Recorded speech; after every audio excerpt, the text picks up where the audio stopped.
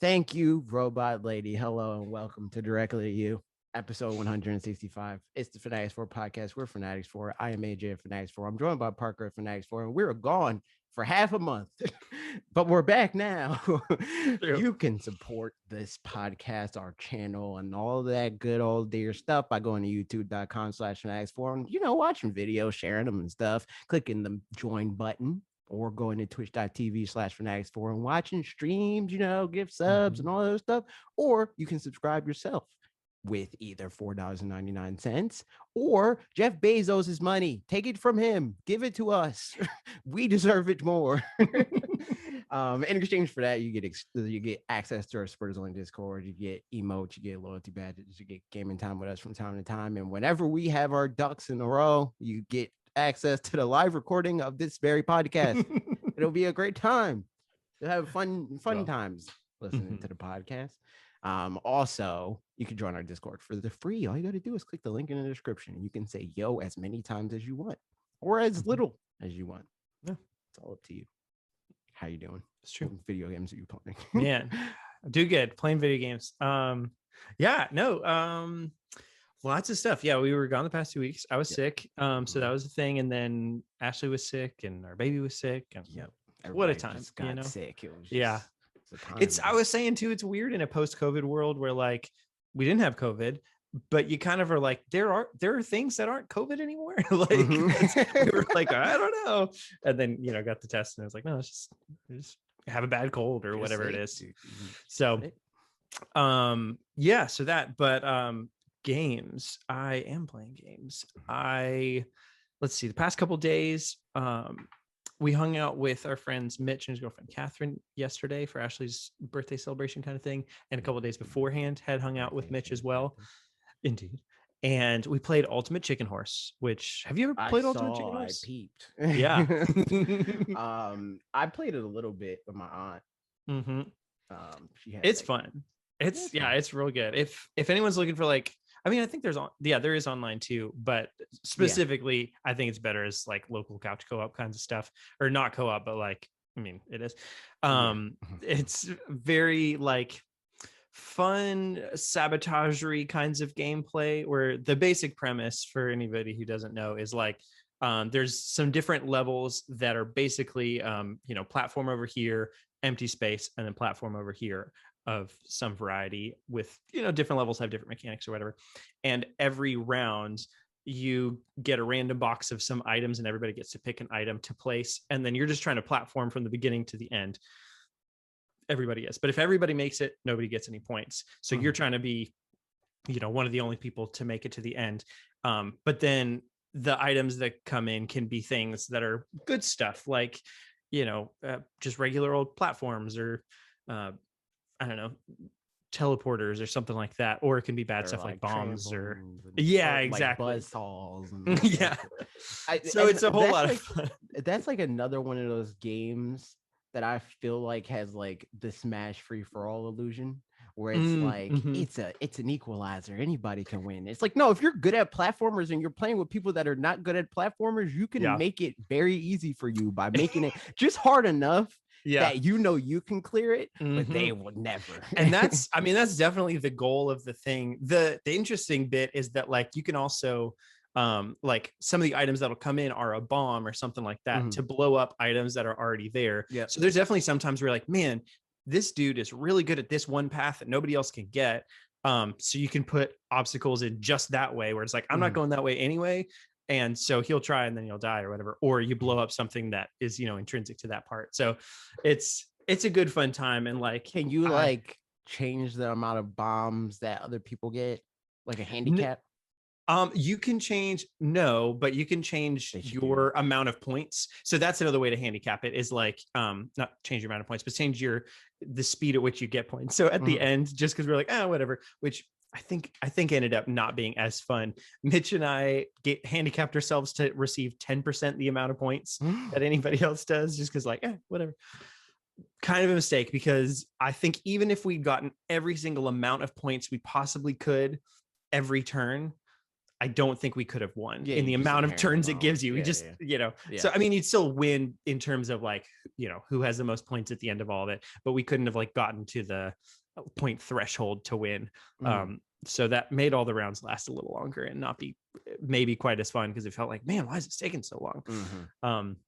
But all that to say, if you're looking for something that's like, sort of Mario Party energy kind of thing, where it's like you love to hate your friends that you're playing with, Ultimate Chicken Horse is a good time. It's like $15, goes on sale pretty often, so keep an eye out for it. So that's one of them. Before I say any other ones, what are you playing?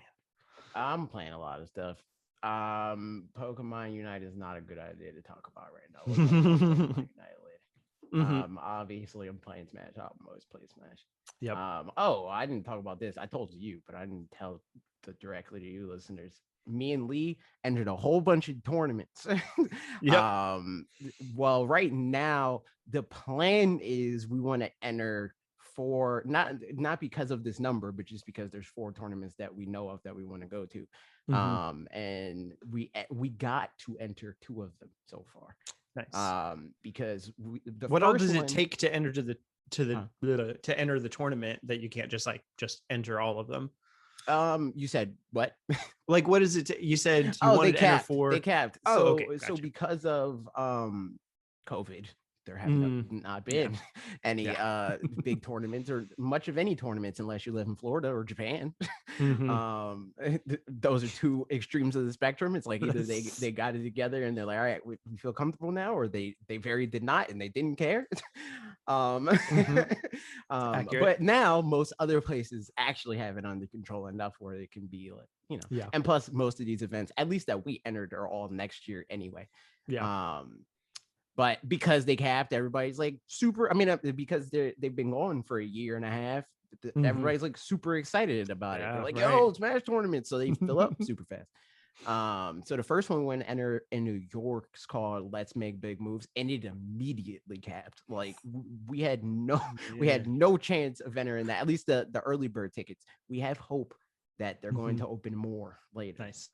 But we had turn notifications on their Twitter account and all that nonsense. So hopefully we can get into that. The second one that we did actually get to enter that was announced was Genesis 8, and that is in San Jose. It's in San Jose, California. Okay. Yeah. Wow. So, and that's in like January or February of next year. One of those. And then the other tournament that we did get to enter is Collision, which is in New Jersey. So that's easy. Okay, nice. Gotta worry about that. Like I probably won't even have to pay for a hotel and that's right. Let alone a flight and like all the other nonsense. Yep.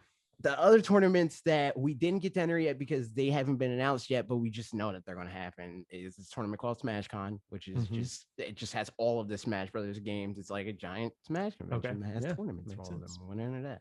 And then Nintendo has nothing to do with any of these ever, some of them to some degree. Gotcha. Like they like sponsor them by like sending them like setups and stuff like that. But they're not like putting these tournaments on. Yeah. And then the last one that we want to enter is I forgot which tournament it was. There was another one that we want to enter, but I don't remember it. Those are the big ones though. What's the landscape look like as far like, do you have to pay to enter these? Yes. And then there's like prizes for the top. Yes. Like so 10, 15. There's a registration fee, then there's like a so there's a fee because a lot of these are just conventions. It's like going to a PAX or something like that. So like you got to pay to get in that regard. Then like it's whether you're a competitor or a spectator that'll decide if that is more or less money.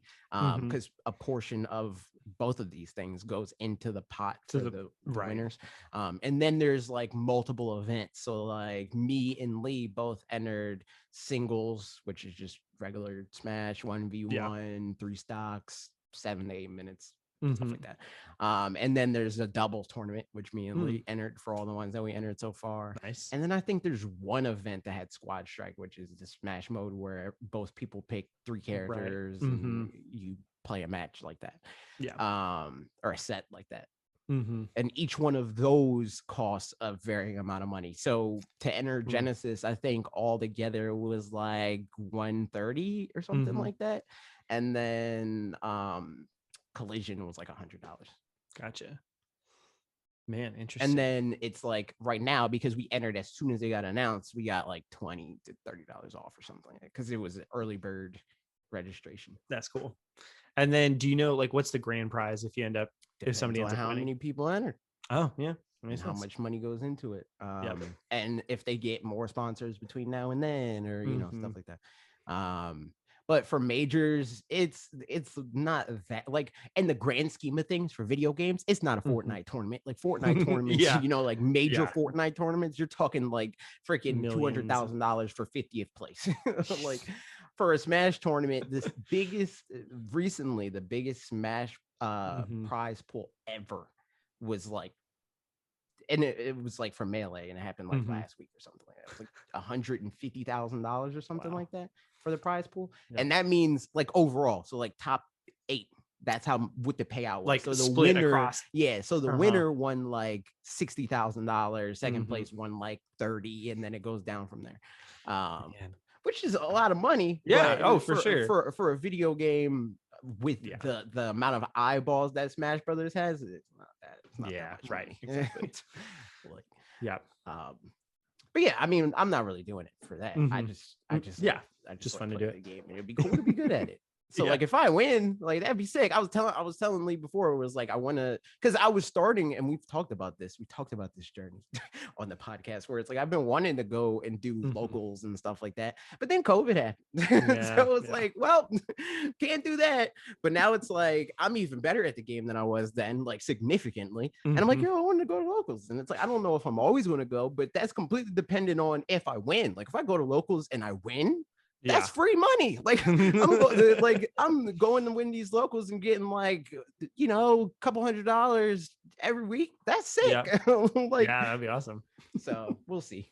First local that I go to, I'll see if I win, and that'll determine if I grind and I go every week. I want to go at least once per month. But if I win and it's like not, you know, or even come close to winning, and it's like, that's doable, I could have won that, I'm going to locals all the time, because like as practice and money, like 2 birds 1 stone.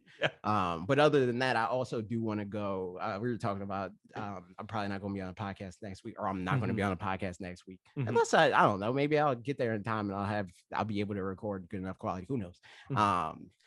But because I'm going to New York, I want to also go to New York to enter tournaments there with Lee, because a big part of me wanting to enter locals here was playing like in tournaments with my friends and stuff like that. But I don't have as many friends here that are like as dedicated to want to enter tournaments like that.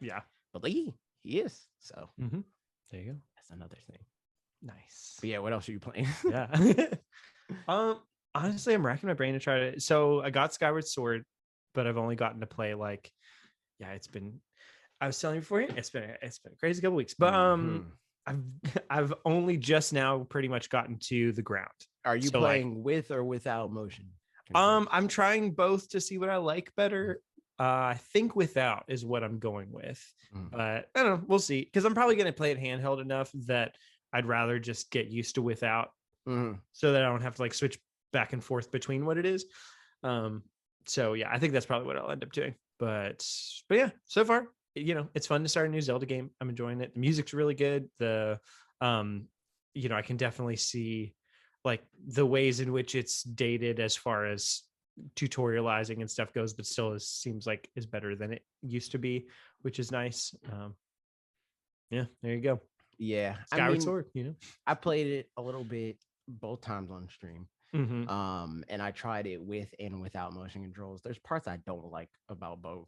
Like I wish I can like customize it to make it my own combination of the two. Like I'm down to do the sword stuff with motion. Like the sword stuff with motion, sick. Pretty much everything else, no thank you. Like, well, not everything else. So sword stuff and aiming, like I'm down. I'm down with that.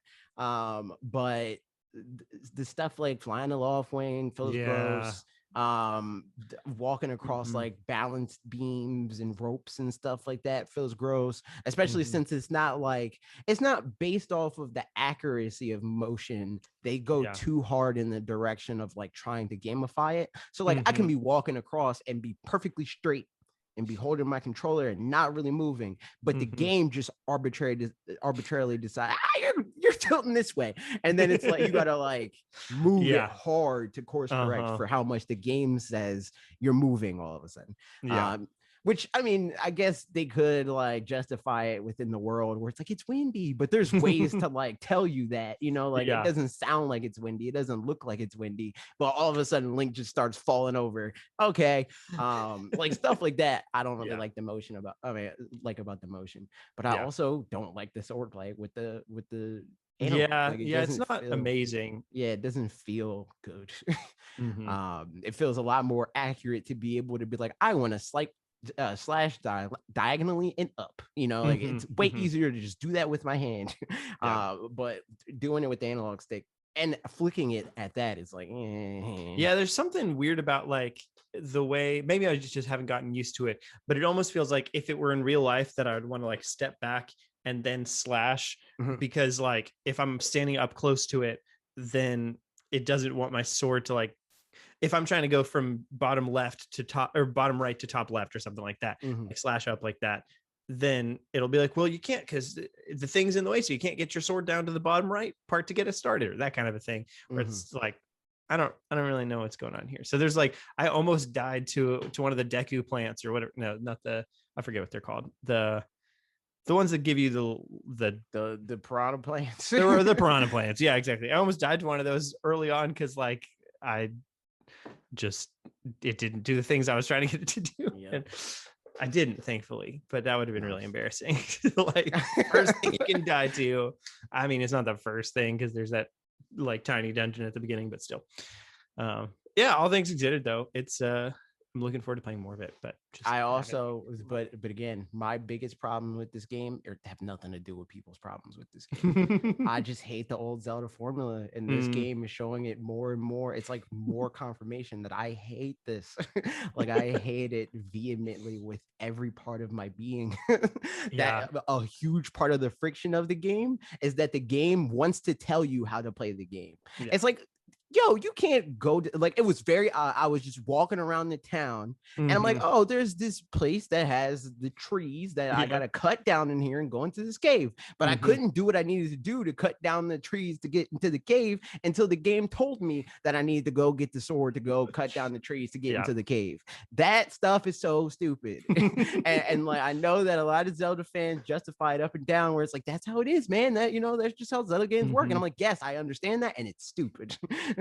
Like I definitely have been noticing that, especially since we've been talking about it more recently. Like with that specifically, I was like, oh, this looks like a place I'm gonna need to go, but there's bars here. Or like there's the guy standing at the gate that like he's like, oh, I'm fixing the gate at the beginning, and then at some point a little bit later when they're like, you don't have to take the long way around anymore, he's like, I have fixed the gate. And like, you know, I mean, there's stuff like that. At least it's contextualized, but it's but not really. And like so not really. Like the patching in this game and most Zelda games is awful, where it's like, well, we want to make it feel like there's friction here, so we're going to make up some stupid it's like the cliffs and Pokemon, or the trees that you need to cut down in Pokemon. You're like, are you serious? I can't walk around that. I can't climb up that small cliff, you know. It's like you gotta accept it because that's just, you know, that's what the game said, you know. It's a game. It's like, nah, dude, like it's not that hard to think around that, or think of better reasons for me to be like, oh well, clearly I can't do that because And like I can see, especially as far as like Breath of the Wild 2 and all that's concerned, and people bringing back dungeons, like there's dungeons are kind of like the perfected and good version of that kind of thing, where it's like everything is actually puzzles. That's like I wouldn't call it intentionally puzzles. I mean, I don't know that I'd say perfected, but it's like at least, you know, it's better contextualized. Yeah, exactly. But like, so that's something where it would be nice to see that come back without all the other like, kind of arbitrary limitations. I still think that if anything, dungeons in that style where it's like, here's an item to do this thing, like they shouldn't be the core of the game. No, like the core of the game shouldn't be tutorializing an item that you got specifically to go through the tutorial. Like if it's like, here's the fire rod, you're never really going to use this ever again outside of this dungeon, but this dungeon is entirely about teaching you about the fire rod that you're never going to use again. That's stupid. Like it's very dumb. It should be at the very least an item that makes the game some way easier all around, like everything that you do, and the game, like the level is about teaching you that, kind of like how Mario games do, where it's like, we're going to teach you about, you know, the crouch jumping or whatever, right? Like that's what this level is about, crouch jumping. That can be useful in every single level, but the level that you're on is teaching you how to do it. And Zelda, I guess the thought that I have is like, maybe, you know, because I would be inclined to agree for sure. But thinking about it from a game development perspective or whatever, maybe it's that they're thinking dungeons for, I mean, they are with the older games, they're thinking dungeons first, and they're thinking like boss encounter first, and like what would be an interesting, you know, item to do with this, or like an item for puzzles and stuff. Specifically, I'm thinking in Twilight Princess, the spinner, like the Beyblade thing that you stand on, whatever it's actually called, where like you almost never use that out in the main world. Like there's a couple of heart pieces you can get with it, and that's it. But otherwise, there's just no other point where you really use it. But in the temple or the dungeon that you use it, like it's, you know, you use it all over the place. But it does make for some interesting, like the boss fight's really memorable because you're on it. It was also, I had a hard time with it, and I thought it was kind of a nuisance and annoying, but it was like, it was a cool thing, but and I think whatever. That's the thing. I think that a big reason why a lot of stuff is a nuisance and annoying is because this is the first time you're ever using this thing. And the pinnacle of where it's going to go and like the hardest it will ever be is during the tutorial. And that's just dumb. It's like, you can do both things. Both things can happen. You can get cool items that are used in a boss fight and blah, blah, blah. And they also be useful within the context of the larger game. Well, I think that a lot of the justification behind dungeons in that style is nostalgia. It's like, I always liked how that felt, you know, seeing the glowy eye and knowing like I'm going to get a boomerang here, you know. It's like, that's the question is like, is it about being cinematic or is it about being fun and rewarding? Because I think I prefer both things can be done. Oh yeah, for sure. But like, if you have to prioritize one or the other, I think Breath of the Wild, in the shrine specifically, thinking about them, they don't have necessarily the cinematic piece. In the sense that it's like you're in this volcano, right? Or even just like that everybody, like I remember specific puzzles or whatever from it, but probably multiple people have very different memories of what one or the other looks like or something like that, or like, you know, these big specific moments, like that's something that isn't done quite as well. I still prefer, I think, the shrines to dungeons, and I don't even think that's regard. Like, that doesn't really say anything to me anyway about how much better dungeons are. No, it just, agreed. It's just like the form, like the presentation is all of it. It's like, that's 100% of the thing. If they just if they picked up, like, visualize Breath of the Wild as a toy box, if they just grabbed the shrine and kept everything inside of the shrine intact and then reskinned all of that to look like the part of the world that it's in. So like in the Gerudo area, if they just picked up the shrine exterior and we're like, all right, now it's sand theme or whatever, like it would still have that everything good about dungeons, but also be good design wise overall, not just in this little bubble. I definitely, I agree. Like, I think the make your own, like figure out your own way through aspect of the shrines is just more fun and rewarding, I think, than the traditional dungeon kind of thing. Again, and I like the traditional dungeons, but especially not as like comparatively being the foremost thing of the game, you know. I just I think that like the biggest thing that I don't like about the old Zelda formula is that their puzzles aren't puzzles. Literally every puzzle in the game is like, look for the puzzle piece. That's the puzzle. Like, I mean, arguably though, like that's the way, I mean, most, you know, like thinking about a jigsaw puzzle or whatever even is like, well, it's just a picture that we've just cut some lines into and like put it back together. Like puzzles are kind of dumb when you think about it, but like they're fun. See, but the thing is, like with a puzzle, it's Mhm. you're using the pieces that you have to Mhm. get to an end result. Mhm. The analogy here with Zelda games a lot of the times is the puzzle is finding the puzzle piece. It's not finding where the puzzle piece goes. It's like, oh crap, I lost the puzzle piece. Now I gotta look under the couch cushions to find the puzzle piece to put it where I already know it goes. Like that is my issue with it. It's like, it's not that the end result is like telegraphed. It's that the end result has nothing to do with, or not the end result, the lead up to the end result doesn't have you thinking like critically in any way. It's just like, well, I got to go to the place and find the thing. Yeah. And then I mean, I would push back against that to some degree, but I mean, especially in the overworld, I agree with that. The bits that we've done so far, like in the dungeons, I think it does do a pretty good job of like, here's an item, here's some ways to use it. Here's the Mario thing, you know, like here's us pushing it to some more limits. But like you said, then the problem is like, there's all the limits of this thing, and then sometimes there's just it's just not really reasonable or realistic to use it in the rest of the game. To me, that inherently is where that comes in, where it's like, so in the beginning where you've never played a Zelda game and it's like, man, what do I do? What is the glowy eye trying to tell me? But the first time you hit the glowy eye and you see the glowy eye, it's like, oh well, I got to shoot that. And then it's not a puzzle anymore. It's like, once you figured it out once, you don't ever have to figure it out again. You just have to find where the glowy eye is. Right. Yeah, I see what you're saying. Yeah. So all we'll see. Skyward Sword, dumb, man. And stupid, and no Zelda game should ever be like it ever again. I'm looking forward to it. It'll be fun. I guess the one other thought too is the stamina mechanic being in it kind of feels like I see a lot of little ingredients that are like, oh, that was Breath of the Wild before Breath of the Wild, a little, you know, like some things that kind of led to it. But stamina in Breath of the Wild totally made sense. Stamina in this so far in the game, I don't really know what the point of it is. And again, maybe later it'll kind of feel more intertwined with what you're doing and stuff. But so far, it kind of just feels a little bit shoehorned in.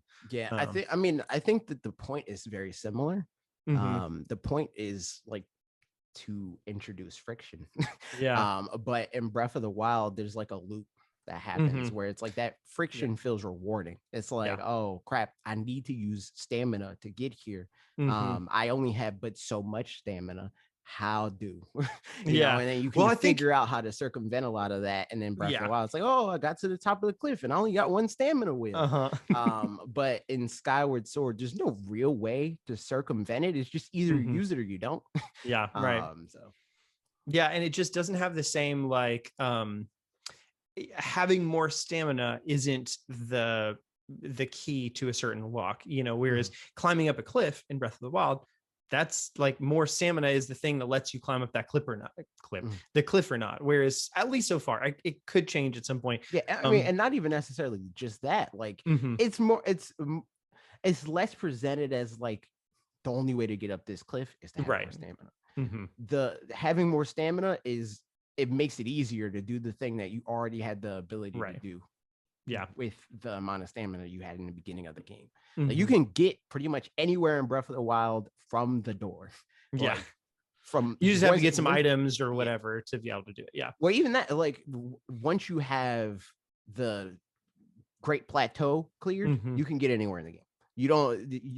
Everything else makes it easier, you know, like, because at the very least you can do like the bomb jumps and stuff like that. To like cheese through a lot of different stuff. So like it's theoretically possible to literally get anywhere. And then from there, it's like it makes it easier for people that don't know how to do that stuff. Where it's like, oh well, if I don't know how to do that, I can cheese it with setting fires and gliding off of that, and you know, stuff. But it's a good game. It is. Old Zelda games, not so much.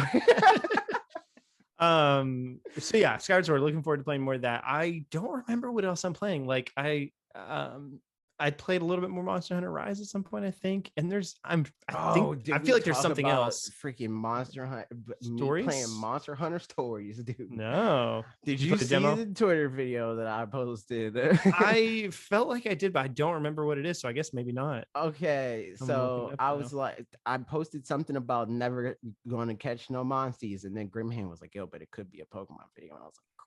And I was like, I was like, now I gotta do it. So I was like, but I'm not gonna do it. I'm gonna get the demo and see if this is even worth. And at every turn, this game was telling me no, not worth.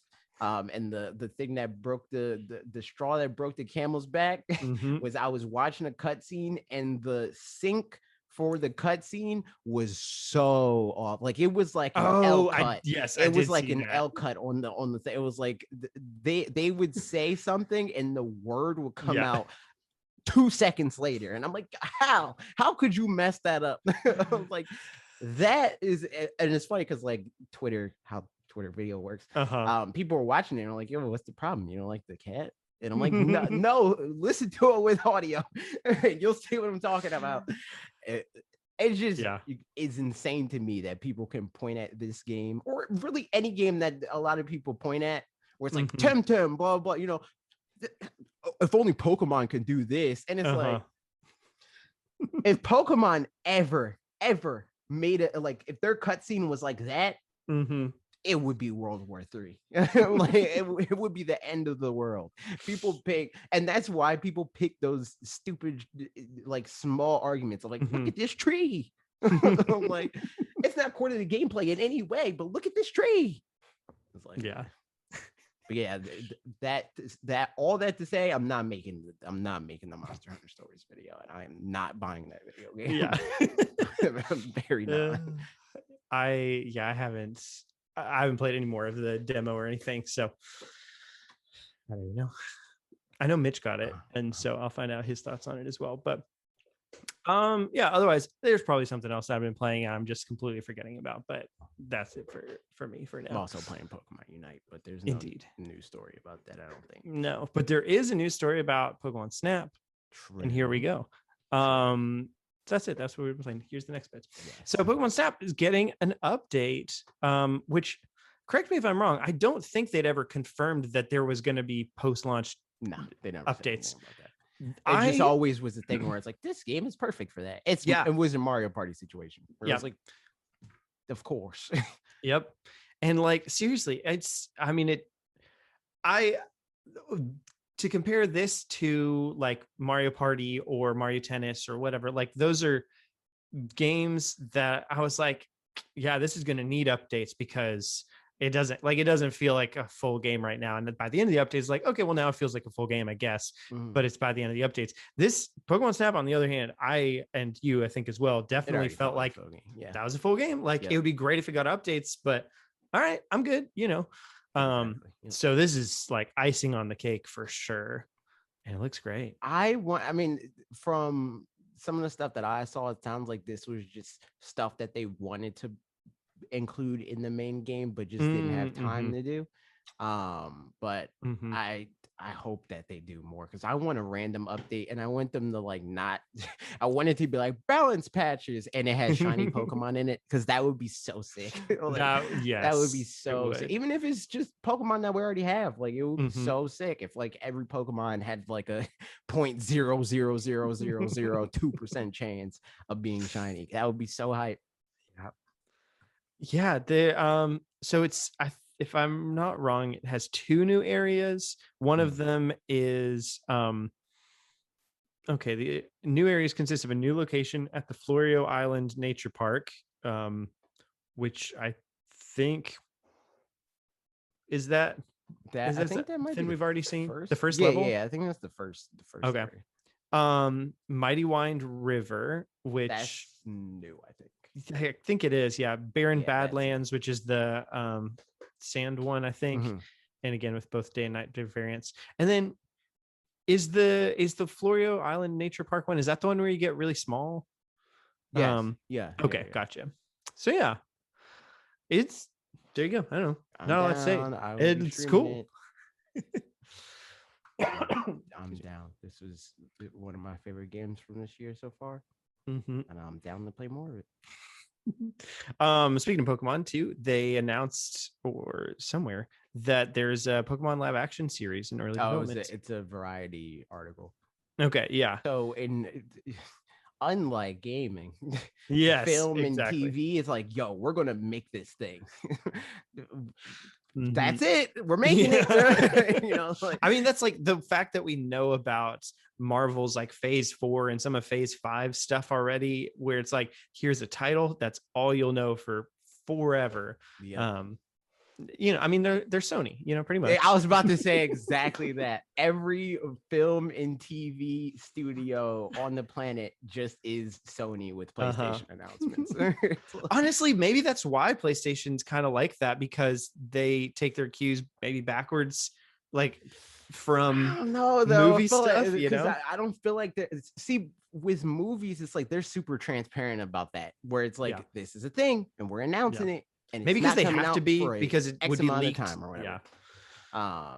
But for Sony, it's like, yo, we're announcing this thing, and it's like, at the very least, they insinuate that it's coming within a reasonable amount of time for the gaming industry, where it's like, oh, we're announcing this thing. Maybe you'll see it next year. You know, like that's like the average, I'd say. A lot of companies, which it shouldn't be, but a lot of companies announce a thing, and it's like, we assume it's going to be within the next 365 days that it comes out.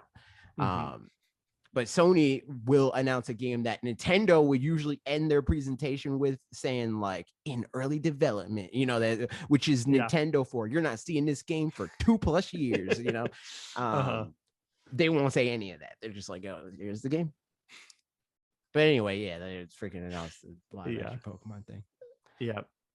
I'm the thing that's weird is like, or that a lot of people are pointing out, and it's like, this is that it's in development with somebody that's like a showrunner on Lucifer or whatever.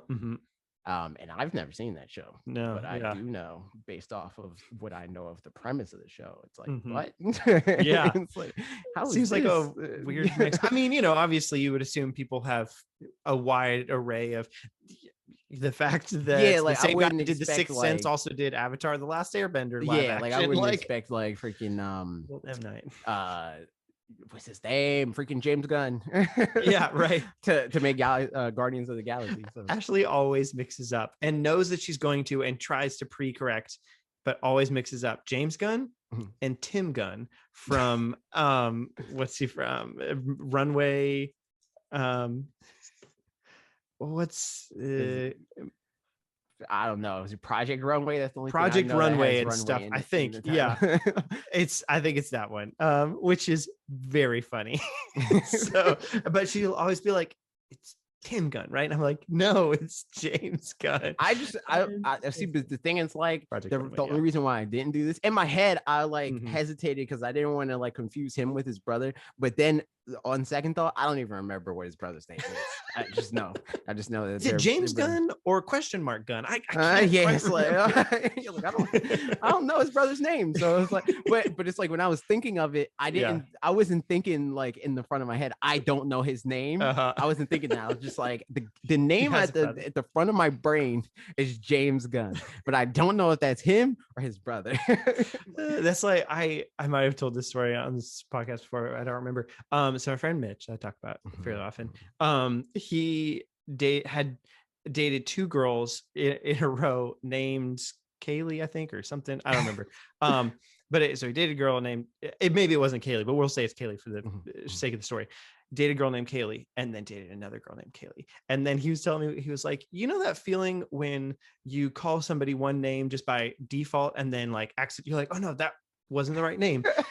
He was like, I did that, and then freaked out for a second. I was like, Kaylee, and she didn't react weird because that was also her name. In his mind, he said the wrong girlfriend's name, but it was but it's true though. He did. Yo, it's like when people in like it's usually in like hip hop music where it's like they'll rhyme the same word like audibly with the same word, like a but it's a homophone different or word. whatever. Yeah, like it's like that sort of situation where it's like in his head he said the wrong Halo, like he 1000% said the wrong one, but like it didn't matter because it's the same thing. Panned out, it worked out. Yeah, Lucifer showrunner for Pokemon. Okay, here's the thing I'm curious about with this is like, what's their budget going to be like to make it look like they have the standard of Detective Pikachu now? If it's not a Marvel level budget, don't make the show. Yeah, agreed. Like, I mean, thinking about Netflix too, you know, they've got good budget for some stuff. Like Stranger Things they are a meme for just being like, oh, we greenlit a show, here's $1 billion. So like that's like and then canceling it the next season. Within entertainment. Yeah, because they're like, yo, we spent $1 billion on this. We're not making another one. And then they do it all over again with it. But if you're going to invest $1 billion or however much money they're going to invest in this thing, in anything, Pokemon is the one that you got to be like, all right. Yeah, 100%. I mean, and you know, I'm sure they make a decent amount of money already off Pokemon with like what the Pokemon Journeys is Netflix exclusive here. And then there's like certain seasons that are Netflix exclusive, and stuff. So what direction do you hope this goes in as far as like, you know, they gotta do the freaking trainer's journey? That's what it worked out for them, which I mean, this is a tangent, but something that I see a lot is people have this like thought that Detective Pikachu didn't succeed and like it was overshadowed by Sonic and all that stuff, and it's like it's such a Western centered view, because like the headline is that Sonic, I think, outgrows Detective Pikachu here. And only here. Like Detective Pikachu made like 100 and something million more dollars than Sonic did worldwide, but the thought is that Sonic outperformed Detective Pikachu, and I'm like, where did this come from? Because like I had to double check. I was like, wait, did this like after the fact make more money, since it was like the only movie, it was like the last like noteworthy movie that people were like watching before the pandemic, and it was like a whole like meme where it's like, yo, the only Oscar nominee is going to be Sonic or whatever, right? Like I was like, am I wrong? I mean, you're totally right. Yeah, it's looking at the numbers. Sonic made 319 million and Detective Pikachu made 433 million. Yeah, and then I was like, okay, well, maybe it's a budget thing, because Sonic's budget I think was like $95 million. It was 90 versus 150, which I think still puts which Detective still Pikachu above. Exactly. Yeah, but you're right. In the US, Sonic made 149 million, which is 5 million more than Detective Pikachu's 144 which is million. Still that's insane. I thought it was a bigger gap than that. I thought like Sonic made like 20 plus million more dollars than Detective Pikachu at least, but 5 million, and you lost like internationally. I don't know why people bring that up. That's crazy to me.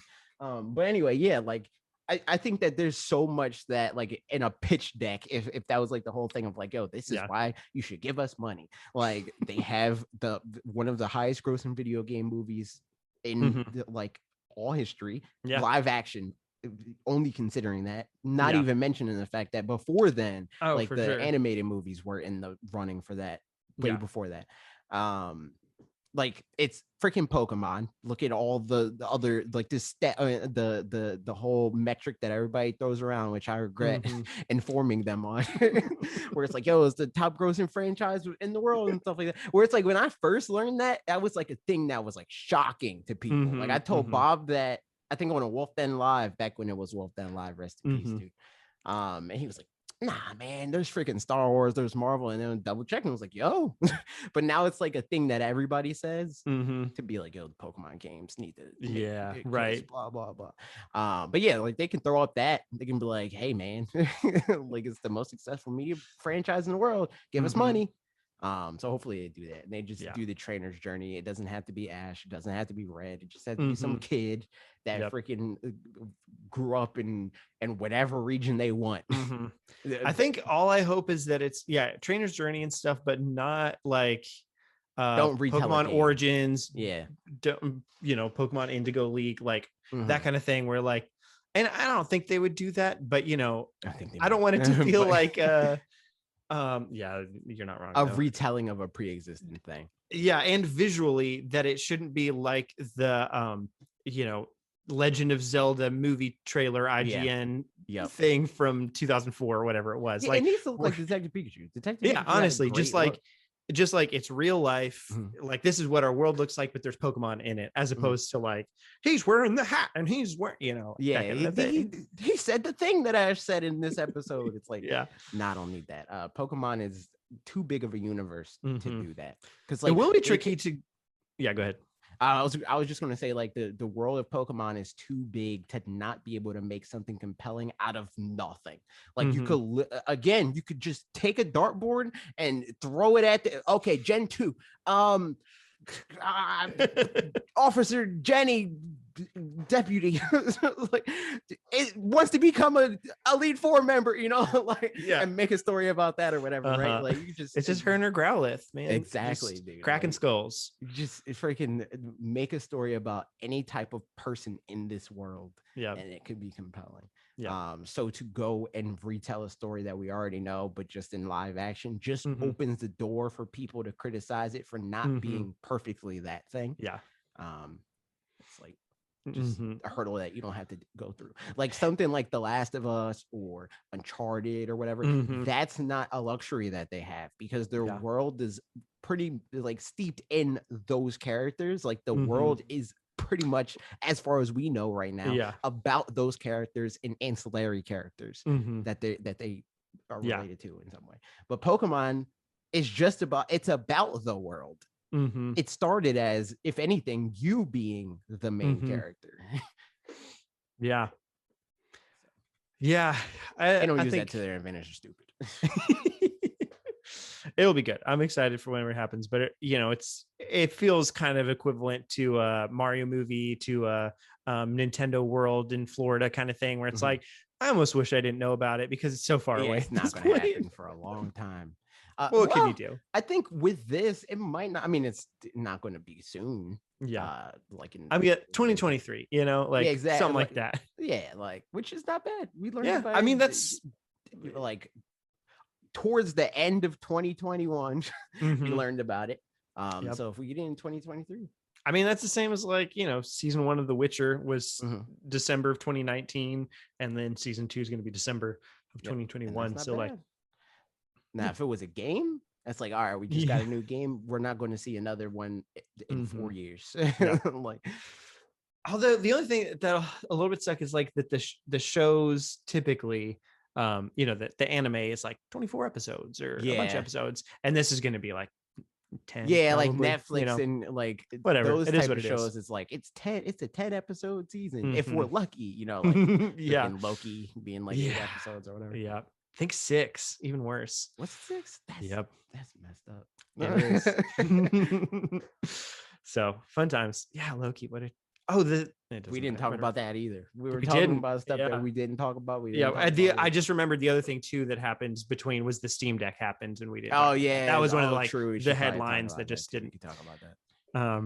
So yeah, those things. But Pokemon aside, Animal Crossing, getting back to update talk, Animal Crossing is getting a free update later. It was heavily insinuated, at least, that they're working on something big. Whatever that means, we don't really know, but they didn't say those words in any case. But they it said, it's also been confirmed that Nintendo is developing more free content for Animal Crossing, which is planned for later in 2021. More details will be shared at a later date. So this and whatever Doug Bowser, I think, said in a Q&A at some point, insinuates that they're working on something, but who knows, bigger than a normal. Yeah.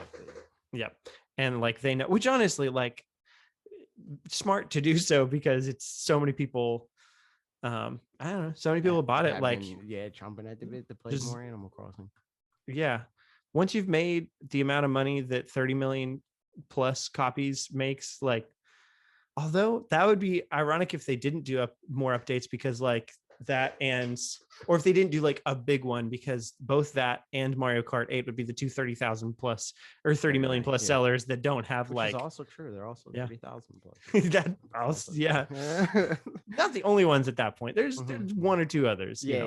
But I mean, I'm just saying it's true that they're 30,000 plus. Math. Anything specific you hope for out of that? Nah, man, I'm done with Animal Crossing. It could be the sickest update ever, and I probably will not play it. I did the thing that I wanted to do. I started that game with a goal. I was like, I want to do the streaming room. The streaming room's done. I think for me, I don't care about anything for myself. If there were something that could get Ashley back into it, then I'd be all in for that. Yeah, so that because she just doesn't really have anything to do in it at this point that she wants to do. So something like that would be neat. But then more generally, like I definitely, as I was playing, agreed with the like, there's not really as many total items in the shop and like furniture bits and stuff like that. Like just having tons of stuff, even if it's not great stuff for some of it, just like this is really random, but here's one of these. Just having lots of that so that you can keep playing for a long time and keep seeing new stuff in the shop for a good while. I mean, at the same time, some of the people will just end up using Nookazon and getting like things that way. So like, you know, it's kind of like shooting yourself in the foot if that in that case. But I think, you know, I don't know, some of those kinds of things. And like, you know, I'd be happy for people to get boosters back, but if for something for me to get back into it would have to be like huge, and I don't expect that. I mean, the further we get from it, I really cannot think of a single thing that would make me want to play Animal Crossing. And that's not a bad thing. That's not like a shot to the game. It's just like for the type of game that it is and the type of person that I am and the type of games that I want to play long term, it's just not compatible with that. Like I have fun with Animal Crossing. Animal Crossing is great.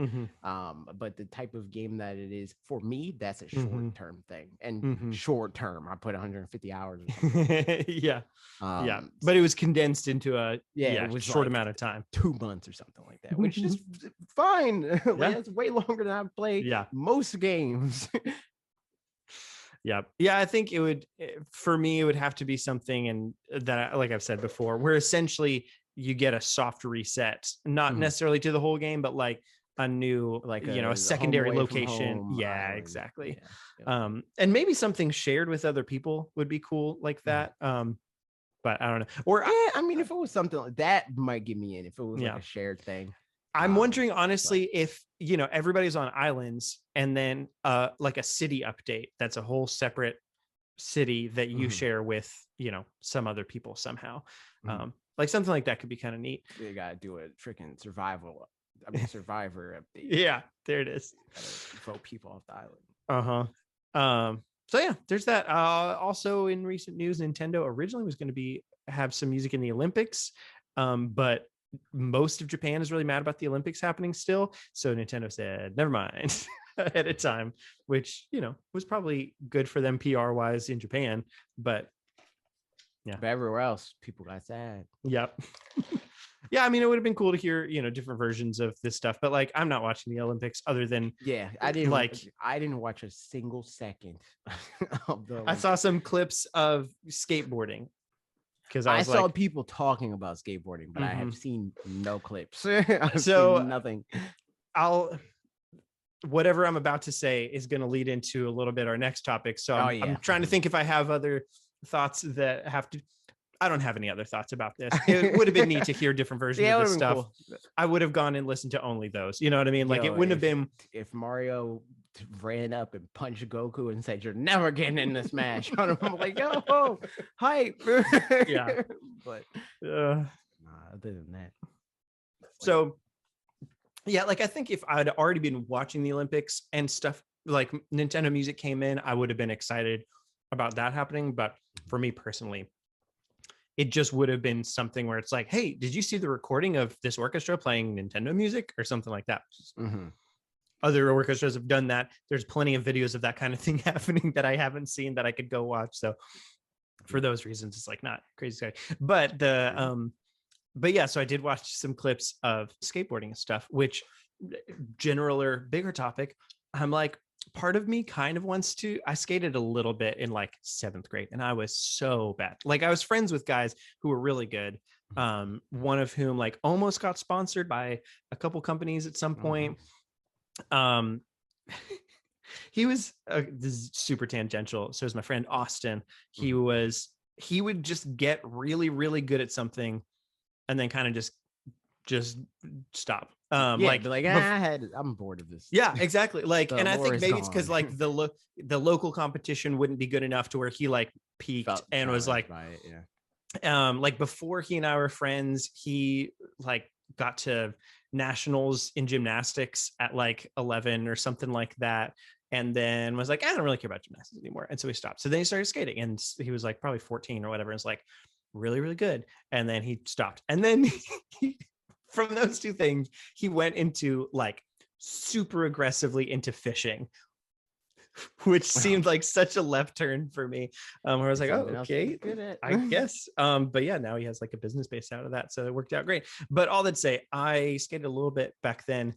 And like part of me watching more, like I'm getting recommended more skateboarding videos and stuff. Like the guy himself, Tony Hawk, just super sweet. Like, and so himself because again, the topic. Yeah. So it's the only problem is I don't know of any location that I could go and try to get better at skating without anybody else seeing me and me being really embarrassed. You know what I mean? Like that's, you gotta get over it. I know, but like, there's like the first 10%, like I would make myself be okay if I were interested enough, which I don't know if I am yet, with like 10% upwards. Like once I'm like, okay, I can ollie, but I don't know how to do any of the rest of the stuff. And I probably can still ollie, honestly. Yeah. But that first little bit of looking like a total dork, is like, oh, that's hard to want to do around anybody else. So we'll see what happens there. But all of that came because I had been playing Tony Hawk for a while, which I was telling people, yeah, you should go get Tony Hawk. Yes. Don't get Tony Hawk. Yeah, Activision. Just garbage a lot of stuff has been happening with that. But yeah, they're like truly. I mean, we already knew. If you wanna look into like the specifics of it, I say follow Uppercut on Twitter. They've been covering a lot of stuff on there. Uppercut Crit is their Twitter. There's some great people over there. They're, doing all the great stuff covering this situation. So we're informed. Also, I think Kotaku has a few articles up about it that you might want to check out, specifically about the Bill Cosby sweep. That's it. Oof. If you want to look into it for yourself, do your own research and all that good dear stuff. But I did want to say, Activision not supporting them. And I retweeted the Kotaku thing and to basically be like, here's what's happening. If it's not obvious enough, I'm not okay with this, right. To basically do that. But I don't feel great personally to be like, I'm never buying Activision games because I don't buy their games anyway. So it's not saying anything. Like it's easy for me to be like, well, I'm not. And that said, I think that's not to defend people that feel like I love their game, so it's complicated for me. No, it's not complicated. Like these games are made by people. These people are being mistreated. You shouldn't support the mistreatment of other people. But for me, I just felt like I'm not saying anything by saying that I'm not going to play Activision games because I don't, and you guys know that already. But if you play Activision games, maybe you should. Maybe you shouldn't give them money. And we didn't. I mean, to be fair, we didn't give them money. I mean, we gave them money, but we didn't give them money. Like we didn't pay them for Tony Hawk. That was free. But we promoted. But in case anybody bought it because of us, then secondhandedly. Yeah. But yeah, man, it's really gross. People are bad. Yeah, people suck. Yeah. Already the fact, like, even before any of this, I don't remember what their CEO's name is, Bobby something or other. Let's fire 800 people and give him a $155 million bonus. Like, and then especially when we saw especially when we saw Nintendo's CEO's bonuses and stuff like that last week or 2 weeks ago or something like that. And it was like $2 million. Yeah. And like, they're like, oh, we made some money. Yeah, Thanks, people.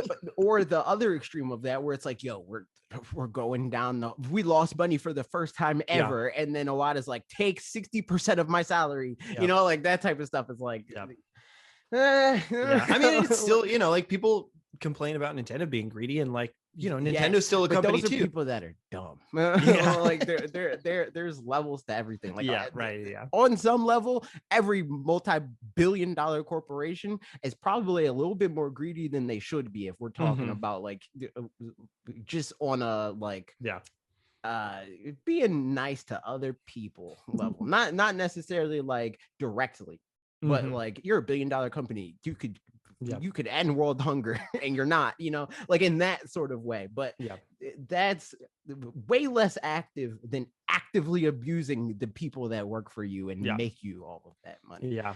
I mean, I think there's something to be said for like, to be honest, the people you should not treat best, but because there's a slippery slope there, but in some regards, like the people you should be looking out for the most are like, if a company's looking after their own employees, then it goes to kind of assume that they're going to be doing a better job looking out for other people as well. Of course, that then also means they have to have non-discriminatory practices getting employees in the door, because they could be like, we're looking after all of our own employees, and we're all members of the KKK, but exactly. Well, then you're not doing great.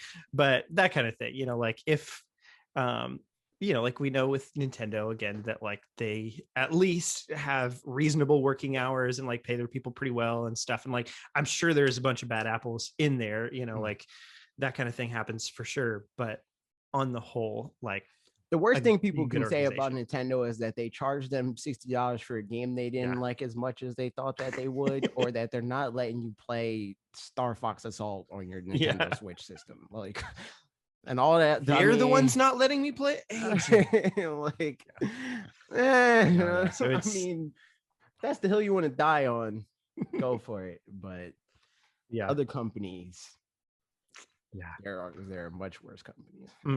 Yeah, because they're like, that's as far as like taking care of people that you employ, like they have power over those people. Like as a CEO, as management, like you have power over people, and that's like ruining, you can ruin people's lives really easily that way. Whereas again, like Skyward Sword, $60, you don't have to buy Skyward Sword if you don't want to, like that's not ruining your life to not buy Skyward Sword or not play Star Fox Assault or whatever. It's like, it's annoying or it's whatever. But as far as like your livelihood and your mental health on a daily basis and stuff, like and your life in general, for some of these people, that can be pretty gross. Like it just blows my mind that I see so many, like I got recommended a video the other day that somebody was like, it was like a 20-minute video of like, Nintendo doesn't respect their fans because they don't want to let me pay $6 to play whatever game I want to play. Right. And it's like, this is what you think it's like not respecting your do you see like the red flags are all over the place with stuff like Activision. Like the fact that they don't even try at all to moderate their toxic community. Like part of me is thinking like your community is indicative of like the type of culture that you have, but at the same time it goes a step further than that, because like there's a lot of toxic Pokemon fans or whatever, right? That isn't indicative of Pokemon Company, but the thing that is that Pokemon Company doesn't tolerate that, but Activision, they have a whole like with several of their games, like that whole brand that they have is that it's toxic. Like there's a whole thing of people being like, yo, you think you've seen racism, you never been in a Call of Duty chat, like that type of stuff. Like that shouldn't be okay to have that, association with your brand, but because they are also crappy, like they're like, and like, I mean, again, Pokemon fans can be toxic, but it's like they're really whiny is the there's like genuinely toxic people in the comments of Pokemon. Like there's like death threats because Game Freak didn't put freaking Chimecho in their favorite video game or whatever, but it's just like that type of stuff isn't tolerated. Sure. Is right. Because there's, like you said before, there's bad apples everywhere, but the thing that says the most about people that matter, the people with the influence and stuff like that, the companies specifically, is that they do their due diligence to do something about those bad apples, Yeah, right. Because you see it, like it's not like we didn't know, like they see it. If we see it, they see it. Yeah. So like you're not doing anything about it, you're complicit. Yeah. And the fact that Activision Blizzard has had this reputation for so long said a right. lot to me for a long time that they were crappy. This is just like confirmation. And that's not to say like I always knew that they were bad. That's not what I mean. What I mean is like the writing was on the wall. And we should have did something about it sooner. Like it shouldn't have to take stuff like this to happen to then be like, oh yeah, this company, they're not on the up and up. We should do something about that. I mean, I guess the one good thing is that like because they waited to be able to get so many things together all at once, it can't be like now it's like a flood of things. Yeah, it can't be like laughed off. It can't be exactly. Like, can't be like, oh, but that's just, and that one's just, and that's. It's like no, there's like 100 things or whatever it is, So like again, it sucks that it took so long. You had to wait through some of the things happening, but it's rough. It's rough. Hopefully something happens. Blizzard sucks. I hope that the company burns into the ground, as long as the people that are working for them don't suck can find other jobs, land on their feet. Speaking of feet, Pokemon have feet. You made a Pokemon video. I thought we were talking about the Steam Deck. The Steam Deck having it's the Switch Pro or whatever, but not really. Who cares? That's enough for the Steam Deck. Yeah, pretty much. I'm good with that. I made a video, so my thoughts are out there already. All right, you made a video. I did. Here's some comments from it. Well, here's my quick thoughts on Pokemon Unite so far. I have gotten to play one match. Did you get paid to win, dude? Did somebody spend... I paid so much to win. No, I'm talking about the people that you lost to, obviously. So I don't know, but my whole team was really bad. I did terribly. Like I know that I did terribly, and I got second on my team, and I was like, we are really bad. That is the biggest thing for me. Yeah. For me to be. I've never, and I'm on like, I'm not like super deep in this game, but I'm pretty, I've got a decent enough. I'm like level 15 or something. So I've been playing this game. Also, it wasn't ranked. It was just free for all or whatever. Like I was just playing. I mean, you can't, the first match you do can't be ranked. Yeah, that's true. Right. It was, like just completely, for all I know, I was on a team with a bunch of level 1s and 2s, and the other team happened to be a bunch of level 15s that were just playing the non-ranked version or whatever. Just for the record, we lost about 193 to 1,223 or something like that. It was so bad, like comically bad. Like they got Zapdos right at the end, and it was just like 80 points, 100 points, 100 if you're points, losing points, and the other team gets Zapdos, you lost. It's done. It's over. Oh yeah. Like on the other end, it's like if you're losing and you get like it's the type of game that it's not really over until Zapdos is gone. If Zapdos is gone and you're losing, you lost. I'm sorry. But if you can get Zapdos, you might be able to turn around. But no, that I think is the biggest like factor in like who wins and loses. Like there's the whole controversy about the pay to win thing. But I think a lot of that is going off a theory. It's like the ability to pay to upgrade something that's broken, and in theory, yes, but like looking at the game, that doesn't look to be deciding anything. And I know that I haven't, like, there hasn't been a single time so far out of the I don't know, at least 100 matches or something like that I've done, where I felt like I lost those matches because of somebody paying to win. It was because I had a garbage team and the other team was like coordinated. It's like, like, it's almost always like I'm on a team and it's like maybe I'll have one other person that I know and we're able to communicate like, oh, they're over here, blah blah. And honestly, just that much seems like it makes a pretty good. It's a huge difference. It's a huge difference. I have clips of teammates literally walking into the wall, like just holding forward into the wall, and I'm just standing there, I'm looking at them like, yo, like, and I have the recorded clips. That is what makes this game like hard to play. I think that ethically it's a big issue. Right. Like I think people are just presenting that, like a lot of things, people are just presenting this wrong, where it's like, yo, pay to win is destroying the game, and it's like, nah, like the items don't really matter that much. Yeah. To where like if you're bad, you'll win, you know. Mm-hmm. And if people are that good with the items that they have and stuff like that, you're not matching with them anyway, because they're going to be significantly better than you, and therefore in a significantly better rank. Like you're not a master rank, you shouldn't care about pay to win. Like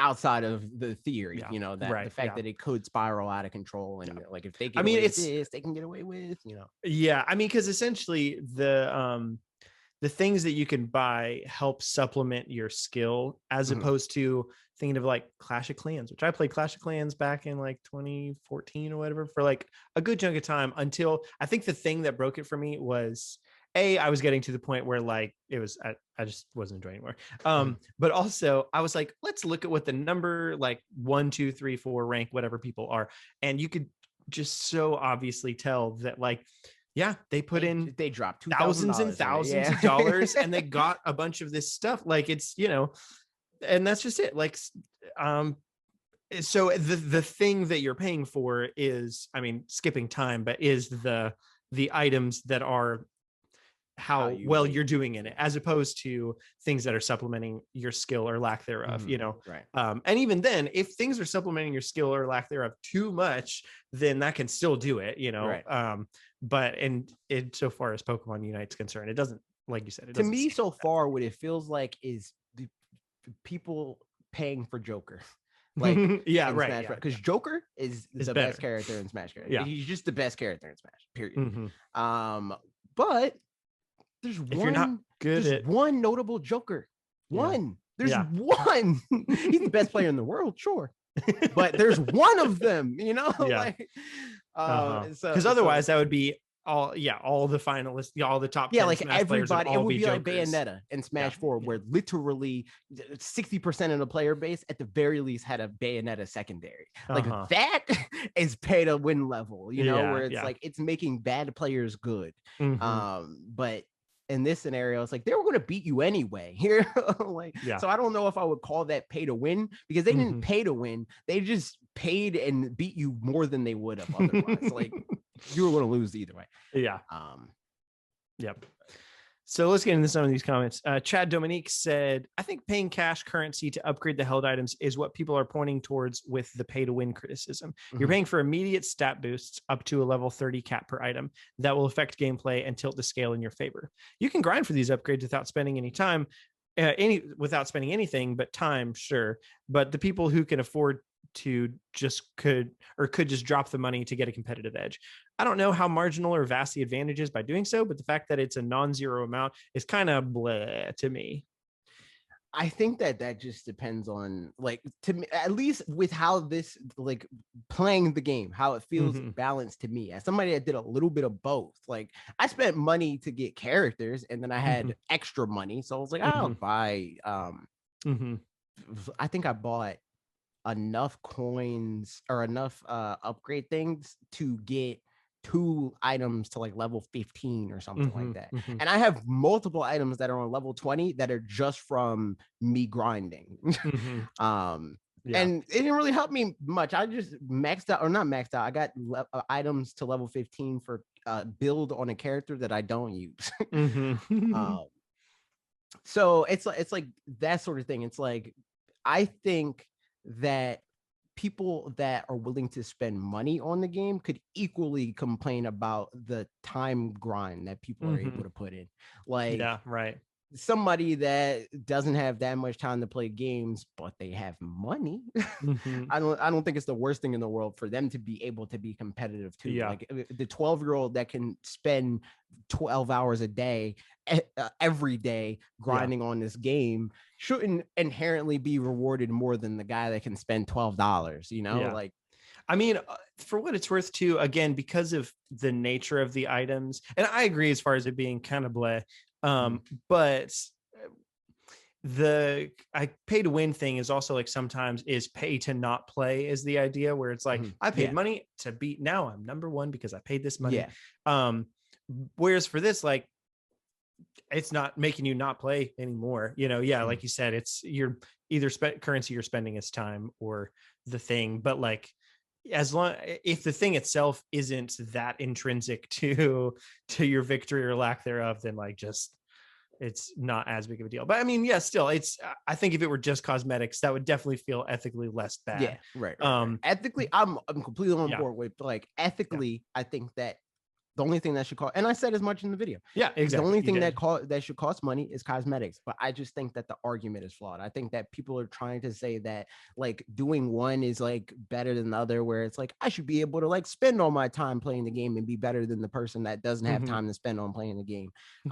Like as far as like stats wise, I should be rewarded with stats for playing the game more. But if somebody that doesn't play the game as much as you, like, there's no way in the world that somebody that never plays Super Smash Brothers Ultimate buys Joker and plays me, they're not beating you. Period. Yeah. I guarantee you that.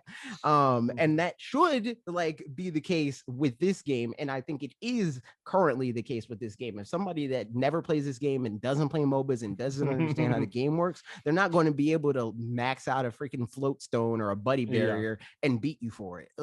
Like they need to know how to play the video game. But yeah, as my first match was did a pretty good job showing, and like I'd watched a couple of people play a little bit, so I had some idea of how it went, and then got destroyed. But there you go. Mega Man said, I've been enjoying my time with Unite, especially with friends. Easy enough to pick up and play. Never felt the need to pay for anything, which is great with free-to-play games. And yes, please do the video. I do that video. Pokemon videos are a slippery slope. Pokemon is a slippery slope. Because as I was making this video, I was like, oh, I could make the Netflix video. And then I made this video, and this video was like all right. Like I was scripting this video to be both. To be like, here's what Pokemon Unite can learn from Pokemon games, and also what Pokemon games can learn from Pokemon Unite. And this script was already freaking 12 minutes long or whatever, and I was like, no. I was like, nope. So maybe I'll make that other video. I'll probably make it. But. Shadow 21GX said, number 1, please make a new type maybe a new. You're so right. Maybe a new type / advantage match mode with banning / drafting at the start. What we looking for? And 2, Heroes of the Storm have maps with different objectives. Room / Zapdos could be one, day, night cycle, another, time, space, diamond and pearl, etc. So many mechanics can be implemented for later. Yeah, that'd be safe. Yeah, I'd be down for that. I mean, I think with the fact that Gardevoir is coming out already is already out. Yeah, and then Blastoise is coming out soon, I think, right? Or something like that. The fact that there's already those things coming out update-wise does give me a decent amount of hope that... Yeah, and that this is called Season 1. Yeah. So like, in general, they're going to have more, like think about Pokemon Go when it started to Pokemon Go now, and like the number of, or the depth of different features and stuff, right? Or different ways you can play the game. Essentially, the core game is still the same, but there's just a lot of extra stuff going on there. So it feels like the kind of game where they wouldn't do it if they didn't have long-term plans. Like thinking about League of Legends, how long that's going there. I'm sure they're thinking like, all right, let's have ideas for what to do for a long time. So yeah, hopefully those kinds of things. YDNA Jazz or Inda Jazz, hello, said, I like the idea of introducing some of the things in quick game modes, ideally without it affecting your stats or records. Can't remember if quick games register. I know CPU and custom games don't, even though you can still earn experience and coins. Yes to the reverse video. Personally, I'd love to see a Pokemon adventure game where you fully control the Pokemon in battle. I agree. Well, I agree with the second part.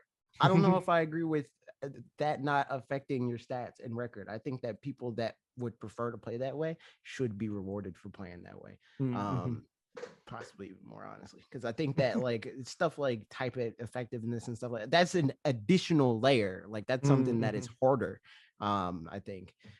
So for them not to get the stats, and a better record for that. I mean, could you be ranked in different things in the same way that like, well, not in this, well, not right, not so far, but in the same way that's like, I'm number 7 in singles and number 3 in doubles in the world or something like that. Because that seems like you wouldn't want to, that just seems like that would be a good idea to have those split up. But I mean, I think like I was telling Mitch about your ideas for the video, for like specifically Pokemon typing and weather and those kinds of things. And he was like, I just don't know balance wise. And I was like, well, but I mean, he was suggesting they'd be like different modes so that just don't really affect each other and you can choose one or the other. And he's like, oh yeah, 100% do that. Yeah. So and like, also, I mean, balance wise, those things can be used to balance problems that already exist. Yeah, right. Like people are complaining about Zeraora and it being like, if you don't have a Gengar on your team to counter Zeraora, you know, like that wouldn't be a thing. You wouldn't be crippled by a single Pokemon. It would be like, oh, well, they have freaking Zeraora. Who cares? We have a ground type. You know, you don't need to pick Gengar or whatever. Like it gives you more ins to win other than hard countering them with one specific Pokemon that has this set of moves or whatever. Yeah. It'd be cool. I mean, you know, ultimately it could be a thing like Mario Tennis or whatever too, where like you can play it online where you have I can't remember, like the classic mode or the not classic mode. I don't remember what the not classic mode's called. But yeah, you can just do it still with lob shots and things, or you can slow down time and all those fun little nifty things, which do add an extra layer to it if you want to do that. Similarly with this, do that. Yeah, I think that like, and I said it in the video, but I get it. I get that people have like this reaction, especially people that play MOBAs and stuff like that. It's like, well, and this MOBA that I play, that will break the game. And it's like, yeah, but this isn't the MOBA that you play. This could be something entirely different, you know, and they could balance that with that in mind. Yeah. A lot of things in theory, like if I explain Joker to a Smash 64 player in 2000, you know, they would be like, go, what? Like, that sounds broken, you know, but like now it's more reasonable because there's other characters that have stuff that can counter his stuff. And blah, blah, blah, you know? Yeah, for sure. So yeah, Pokemon Unite, any last thoughts? I like the game. I hope that they fix the stuff. Also, I hope that they do a better. My bigger problem, like I filled out their survey, and I guess they did another survey, and I filled that out too. My bigger thing is they need to do better with matchmaking, and they gotta fix their freaking AI because people do dumb crap like that where they walk into the wall or don't want to play, or they think that we're gonna lose, so they're like, "Yo, I want to give up," and then when people vote to not give up, they just stop playing.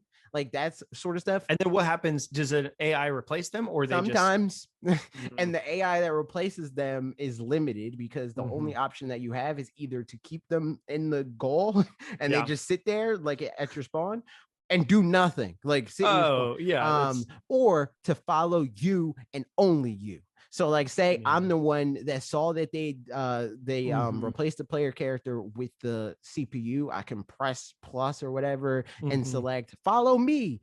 When I die, the CPU just sits there and does nothing and waits for me to respawn for it to do anything. It's very stupid. And it's like stupid. You might, and I don't entirely mind it. Like if that's what they had to do, that's what they had to do. My issue is if we lose a teammate, we shouldn't be penalized for that. That's not fair. So like the fact that you rank down for losing matches like that is stupid. Like if anything, honestly, I think it would make the most sense is if you can't lose anything if you lose, but you get a little bit more if you win, because that's crazy. Like, yeah, man, that is insane. Like, I feel like, I mean, there's some other games that do that whole thing where like if somebody drops out, then it'll replace them with, you know, an AI, and it's seamless, and you'll never know the difference or whatever. Oh yeah, well there you go. So like, this seems like AI is better than the players. I would in this kind of game, like, that would probably still be the case. Like they can still make AI play this game. You know, AI can do a lot of things. So yeah, I agree with that. I mean, not that I've experienced it at all, but even though humans are, you know, intelligent and all that stuff, it's still a if this then that sort of game. Like you can code around that. You can definitely be like if you know and give those options to the player where it's like play aggressive, play more defensive stuff. I mean, and you know, like at that point in the match too, they'll be able to tell kind of what the skill level of that player was. And just, you know, like have again, like several different levels of AI skill, the same way that Smash does, and then have them just like Smash doesn't do that online. no, not online, but like oh just yeah, like, you mean there like, are different 1 through 9 we'll give them CPUs. a level 4 CPU. Okay, just do that. Just be like, whatever. We'll just say that this person was not doing super great, so they're gonna have not that great a person, or they were doing really well. So I don't even know if I agree with that. Maybe like not that. If they're not doing great or whatever, to by default give you a bad CPU is kind of just give you a middle of the road one. Yeah, exactly. It'll be fine. Because you wouldn't want if they're doing great and then they leave halfway through, you don't want the CPU to carry you either. That would feel gross for both sides. Right. So like either way, I think that they should give you like base level, like 5. The CPU knows what it's doing, but it's not like a god, Yeah. So Pokemon Unite, there it is. I also made a video as we often do. And GameCube and stuff. Any thoughts from you on, I don't know, things before we get into the comments? Yeah, I mean, I agree with the video. I'm still in this place where it's like I feel a lot of people sit here and they're like, "Yo, do GameCube, it's free money." It's like I think they know what will make them money better than we do. Believe it or not, I think that they know, and I think they understand the value of virtual console, even though we may love it more than we do. So to try to present the argument like that, where it's like, "Yo, you would make so much more money." Like it's not productive because they know about money more than you do. They'd get a dumpster of cash right at the beginning, and then that's kind of it for a while, like they'd still make some, but I mean, the other thing, they're like obviously playing so much the long game with all of this, because I'm sure they saw that hurt them with the Wii to Wii U, where like they put all the games on Virtual Console, trickled them out on the Wii, and then on the Wii U they're like, oh, I guess we trickle them out again. And then it's like, that feels gross and weird. So now seemingly they're just like maybe adding new stuff, but it'll take forever and lead into the next console or something like that. I don't even know. But ultimately, like, they could also just go ahead and do all of it sooner than later, because it's a subscription, so they'll keep making money on it regardless. But as far as what that means for GameCube, like, I don't know. I mean, I don't know, because like I feel like the only time that they actively make money on the thing, or more money from adding a game, is when they add the game. So it's like it's the same thing as putting a game on Virtual Console, because they get new subscriptions every time they launch a new game or whatever, even if it's like a game that Jelly Boy, Jelly Boy. I freaking posted a Jelly Boy thing and people are like, "Yo, I don't know what you're talking about. Jelly Boy's a classic." I'm like, all right. Okay. Oh my goodness.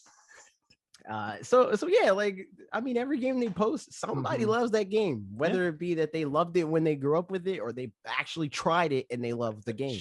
So I do think that they do see a lot of value in the, like, this new thing is happening, I mean, and also, they, if nothing else, they get to have that interest revived in just the console, and like all of the things around it, where people are like, "Oh man, I have been wanting to play Donkey Kong 64 for a long time. I'll take a look at the Switch now," or whatever. Whereas if it were already out, then and there's an aspect too where, like, in the same way that because Metroid pretty much went away for a while, like technically there were still Metroid games, but like the primary Metroid games, like mainline ones or whatever, were gone for a while. Then like people for a long time talked about, I wish Metroid would come back. And now same kind of thing with like, I wish F-Zero would come back. I wish Golden Sun would come back. Which does help for, by the time the thing comes back, like it's going to do better. Like Metroid Dread's going to do better. Right. Not just because it's a better looking game and all that, but because people are like, oh yeah, we haven't all had that latent hype. Exactly. Yeah. Latent hype. So same kind of thing. People are like, I wish that I could play Star Fox 64 again. And then when it does happen, it'll be more exciting because of all the time that they've wished that they were going to play Star Fox 64 again. And then they'll get the service, play it like twice, and that's it. Exactly. And that makes it that more and more likely. Like the faster you give people the thing that they think they want, the faster they'll be done with that thing. But if you make them wait for it, they might play this time. They might play it for 2 days. Yeah. So it's, but all that said, GameCube, yeah, it's, I don't know why. And like, maybe my arguments are a little bit flimsier than I want them to be. And I don't care, honestly, because it's just like, I mean, I would like it to happen. You're like, not, that's not, you're not in a board meeting with Nintendo. Yeah, right. Telling them why they should do the thing that you want them to. Yeah. It's like, I would want this. And here's why I think it would, I mean, it might be cool, you know, like, it might be beneficial to them for these reasons, but yeah. But yeah, something out here being like, Nintendo is an idiot and they're a singular idiot. And if they don't make this game, they hate money. They do. And they hate us. And they're probably the worst company that exists. Even worse. Yeah, a terrible company. So yeah, okay. Some comments and we'll keep talking about this stuff. Patat says, I believe a problem. Also, I don't know where punctuation was supposed to go in here. So I added some places, but we'll see what happens. I believe a problem with the virtual console going to the Switch is the fact that playing old Nintendo games on modern hardware was starting to lose the magic. Nintendo are just taking a break and handling legacy content through sparse collections and maybe ports, which is okay. However, if Nintendo Switch Online by consoles was to be tiered service, it will need to be renamed as is being advertised as an online service and whatever. About lazy Wii U ports angering people, GameCube ports that would definitely sell at full price would receive a lot of backlash. I think a role model for GameCube games on Switch is Monkey Ball Banana Mania, a trio of games coming to modern platforms for 40 bones and file size being optimized for Switch with a little bit of bonus content, more if you pre-ordered. If Nintendo handles Pikmin, Metroid, and others the same, I don't think many people will be opposed and Nintendo will be rolling in it. Another way they could do this is if they release a legacy line similar to Arcade Archives, but for Nintendo Switch Online members for for $100 that you could play like 30 and get to download 2 to 3 games to Switch home with little to no changes. This way, you have the legacy content tied to the membership, but you don't need Nintendo Switch Online to play these games, but to buy them. End of comment. I disagree. I think that, I mean, this is another version of that where it's like, if they just made it cheaper, more people would buy it. Mm-hmm. And it's like, we've seen like hard examples of the fact that that's not true. Mm-hmm. Like the fact that Monkey Ball, right, mm-hmm. is what, 30% cheaper than most Switch games or whatever.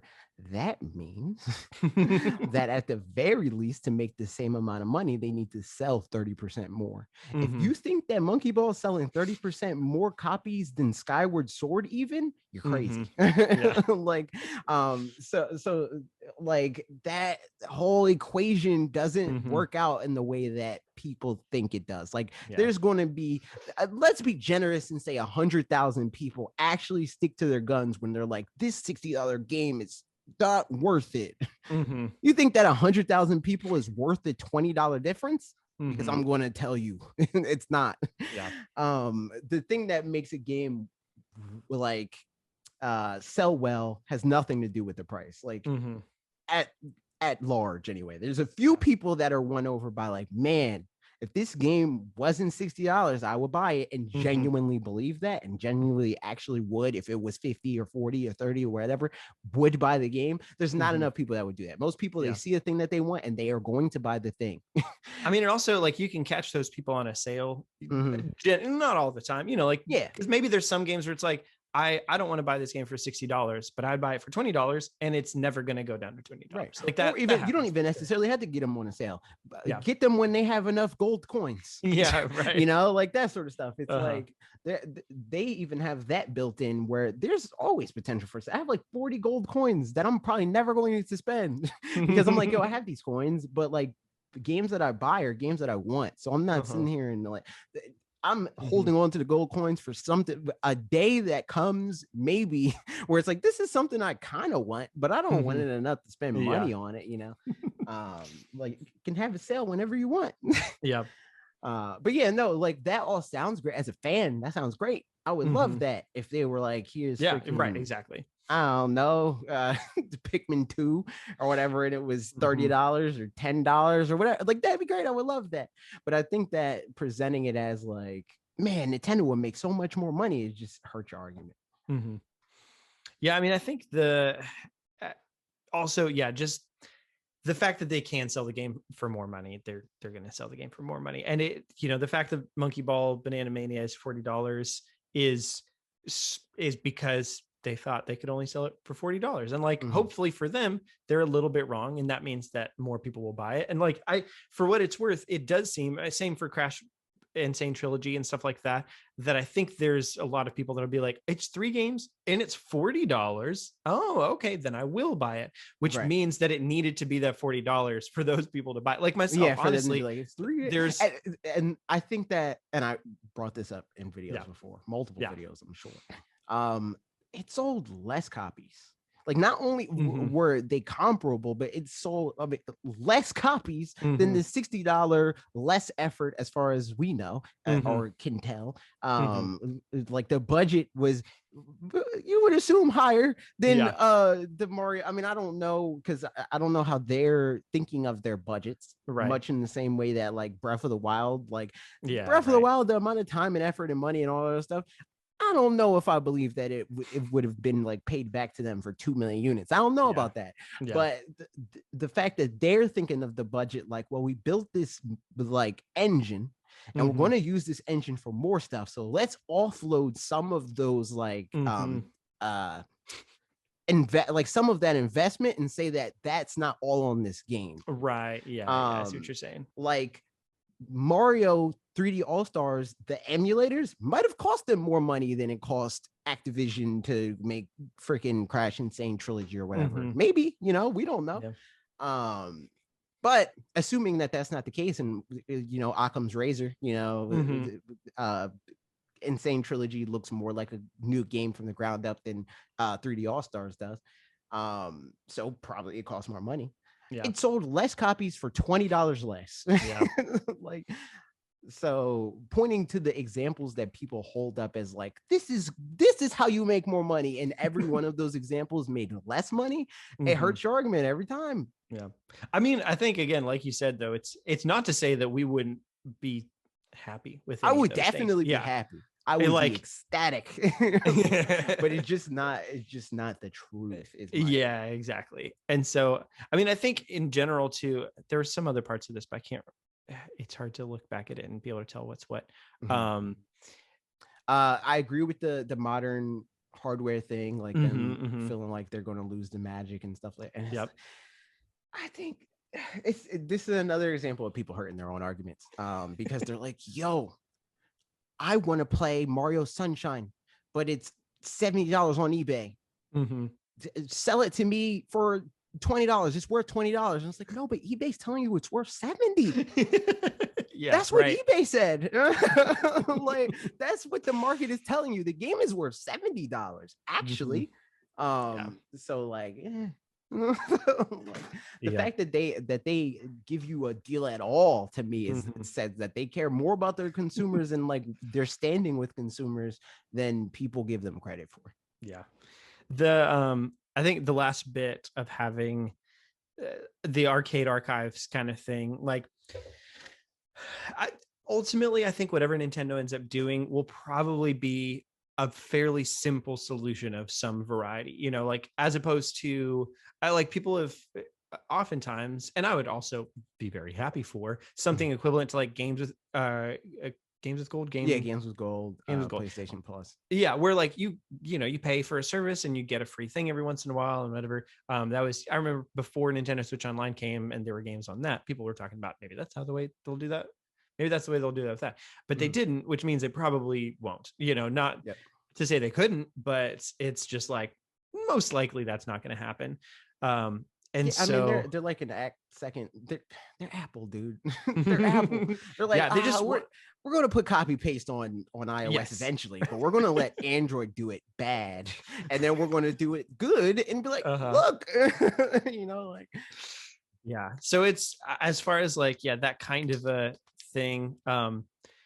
I could see them doing, or I could have seen them do, not literally virtual console, but put the games on the eShop and be like, you want to buy this one game? You can buy this one game. But I think the games are truly like have too much potential to them to be able for them to want to do that. Like, yeah, and too much inherent value. Yeah. Like they are like the idea of these games is worth way more than they will be able to charge, you know, in a virtual console sort of way. And they can't do the virtual console thing anymore, because if they want to charge what they feel the games are worth, that doesn't fit neatly in a bow. You can't be like, you can't say all virtual consoles are $8, because then freaking Mario 64 comes out and they're like, this one's 20. You know, like for sure. Some of the games just inherently are worth less money. Again, eBay tells you that. Like, I recently put in all my games on pricecharting.com, and I was like, I wonder what all my games are worth. And you know, sure, I've got GameCube Twilight Princess that's worth like $115, and that's cool. And then I've also got, I don't know, Mega Man Collection that's like 12 or something, you know. Like okay, whatever. It takes some, you lose some, but what? Take some, you lose some? I don't know. So I think, you know, like the thing with the arcade archives too is I think Nintendo partnered with Hamster, to where for that, I'm sure it actually was easier to be like, we're just going to sell them so that we can split the revenue some way, and like whatever. Those are not good. No, they're not. But so that, but for these games, you know, they want to use them to bolster themselves. And either that, and like the worst way of doing that is just putting them on the eShop as it is, because they're just not going to have as much benefit from that. Again, I'd be perfectly happy with that. I would, to be perfectly honest, I'd be happier with it being on paid NSO, me $20 to play every game that they've made, and not even as an influencer, just as a person. If they were like, yo, we appreciate you as a fan, here's $20, please play freaking Ice Climbers, you know. I'd be ecstatic. I would love that. I just don't think it's realistic. Exactly. Yusuf Al Dulayhan, maybe let us know in the something comments. Like that. Dulayhan, Dulayjan, I don't know. Yusuf said N64 and GameCube games are not coming because art style wise they don't age very well. They could release Game Boy games, maybe. You're not wrong. I don't disagree with that. I knew you wouldn't. I mean, a lot of GameCube games, I would argue a lot of GameCube games hold up. But N64 games, honestly, GameCube games still, I mean, there's a lot of ugly N64 games. There are. Honestly, there's some ugly GameCube games. Yeah, there's definitely ugly GameCube games for sure. Like I was looking at the footage when I was making my video this week of I grabbed some footage for Return of the King, because I was saying, I really like that game, and looking at the footage, looks bad, but like I still love it, you know, gameplay wise, super fun, and like it looks authentic to the movies as far as what it could graphically handle, but like actually the way it looks, like, you know, not the best. So if they get a good, you know, like Dolphin emulator kind of a thing or whatever, like or just Mario Sunshine kind of emulator, that one, and bump up the graphics, a lot of the games will look a decent amount better. But because so what I mean is like games like Mario, mostly Nintendo games, games, right, like exactly. It's this sort Star of Fox situation. Adventures, like it's like the source looks good. It's just the medium that is playing the source is not doing that source justice. You know, like they made the game to look good at higher resolutions. I mean, Wind Waker being the primary example. Exactly. It's like, man, where it's like, we'll put some filters on it. We'll add some bloom. We'll upscale it. Still looks pretty good, you know. Like, but it's the third parties that are trying to look super realistic or whatever. That's like, that you were not ready to look realistic. It just looks bad, and it will always look bad unless you make the game. It's like if I tried to draw a portrait of somebody versus a stick figure. A stick figure will be like, oh, it's got some character because it's a stick figure. And like if I tried to draw just your face, it would look not like good. You know? So but I mean I agree that some of the games don't look great. I don't think that has anything to do with whether or not they'll come over, though. You know, maybe it does. I wouldn't be surprised if Nintendo was like, nah, this isn't the best representation. I think that like they want the people that are like you in theory, you know, to stay happy about it, because you'll think of the Lord of the Rings game and be like, yo, this game plays great, and then you'll play the game and you're like, yo, this game plays great. Like, even though like in a lot of like you'll acknowledge where it's like, this is kind of blah, but like you're like more willing to be like, still great. Like the whole of it is enjoyable. If I weren't thinking of if I weren't thinking of Mario 60 of other people when playing Mario 64 and like trying to imagine their experience, then I'd be like, what are you talking about? Mario 64 is phenomenal, because exactly, I'm happy to work around the obstacles that are there and see them as, what they are. But they know that a lot of the internet is more of a me. We're like, nah, man, nope. It's 2021. I got Mario Odyssey. I'm not trying to play 64. You crazy?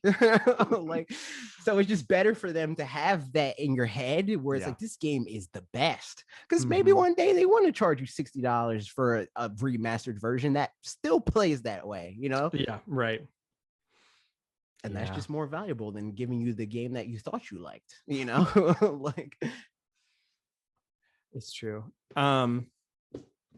Yeah, I don't know. But Game Boy games should come for sure. That was part of the comment. And Game Boy games, they age pretty good. Yep.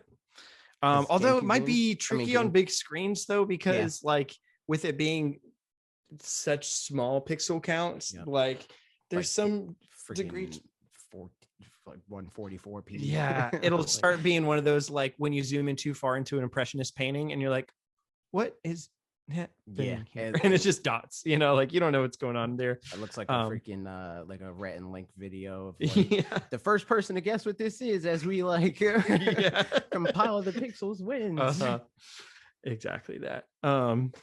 So that Christopher Mendez said they created an N64 emulator for Mario 3D All-Stars last year. I doubt they did it for that one title alone, but for NSO. I don't know if they did it for Nintendo Switch Online. I mean, they might have, but I think the more likely thing is that they did it for Zelda All-Stars and Metroid All-Stars and Pokemon so that they could do more releases like that, or even not even necessarily collections, even though we've heard as much they're like, oh shoot, collections are in, dude, we need to do more of that. But to do more full releases of the older games as remasters, make whatever you want to call it. I mean, that's a tricky place in the market though these days, where like the reason they could charge $60 easily it's Mario was because Mario, but it's 3 games too, and across like I feel like if they that's do any that hard 3 for games, them. I think that's pretty easy for them, but like got a whole I'm saying bunch of like long running franchises. If they were just like I don't know, Star Fox 64 or something like that. I mean, they would just have to put 3 games together, but it is still a little bit harder to justify that because like, I mean, but I think that is then where you go into the conversation of like, this is Star Fox, it's not Mario. This one's $40, you know, right? And $40 is still more than $8 on Virtual Console, you know, like, So there's that. And Ray more Gaming, than the $20 a year subscription, True. But not more than $20 for 2 years in a row, or 3 years in a row, or 4 years in a row. True, but we already established that we're going to play this game 2 times. It's very true. Then never touch it again. And also probably you'll also keep your NSO subscription. So Ray Gaming Channel said emulation shouldn't be taboo in 2021 anymore. If they don't re-release them, we have the right to borrow our friends' games and play a backup of them for our own good. Not everyone is or can afford to be a collector nowadays, especially for the GameCube and Dreamcast. Long live the best console ever, GameCube. I think that this is bad justification because like video games are a luxury. Yes, not everybody can afford luxuries, but that doesn't mean that we're all owed luxuries, like I think that is just like it becomes a bad argument because it's not like people argue it like it's food and water, where it's like we can't all afford food and water, give it to us for free. Yes, food and water should be free, but video games, I don't think that that's the hill that we should die on. I don't know if maybe it's just a good analogy to me. You'll have to let me know. It feels a little bit like you're not going to tell me what's on your mind. Okay, well, I'll go find your diary and read your diary. Yeah. Like, and at some point, yes, you did tell somebody else what was on your mind, and then you wrote it in your diary. So like, it is in those two places. Right. But that doesn't mean original that release was being for telling somebody else. Yeah. Yeah. And so like, it's obviously it's not the same as that, because it is a product out there in the world. It's like blah, blah, blah, and there's ways to get it and things. But as far as like, you should, yeah. And like from a creative perspective, if we made, I don't know, like if we made a video, if I wrote a script for something and then didn't decided to not use the script, like, is it anybody else's right? Not using it, and it's on the Google Drive, and I have the Google Drive. I should be able to make the video. It's like, nah. Yeah. So it's, that's, people are going to do what they're going to do. And I definitely like, I almost resonate with that feeling in terms of like, I mean, why not? Because like it's yeah, I get it. But again, this is another example of like, yo, like, do what you're going to do. I don't care. Like, I'm not going to like berate you for it. But I just think that the argument is like an attempt to make you feel better about something that you think is wrong. Because like, I wouldn't be justifying it if I just thought it was okay. I wouldn't be like, yo, like they're multi-billion. I would just do it. But I think that it is. I think that it's something that is not owned by you. And if you do own it and you have the game, play the game. I think also for me, it comes from a place of, again, like, and I'm not going to tell anybody else what to do or what not to do. But for me, I know in high school, I pirated music and shows a lot, largely on the shows side, because we lived in Belgium and we just straight up didn't get a lot of the shows. That my justification was like, well, people in the States can watch How I Met Your Mother just by turning on a TV, and I can't do that. I can't do it any which way, whatever.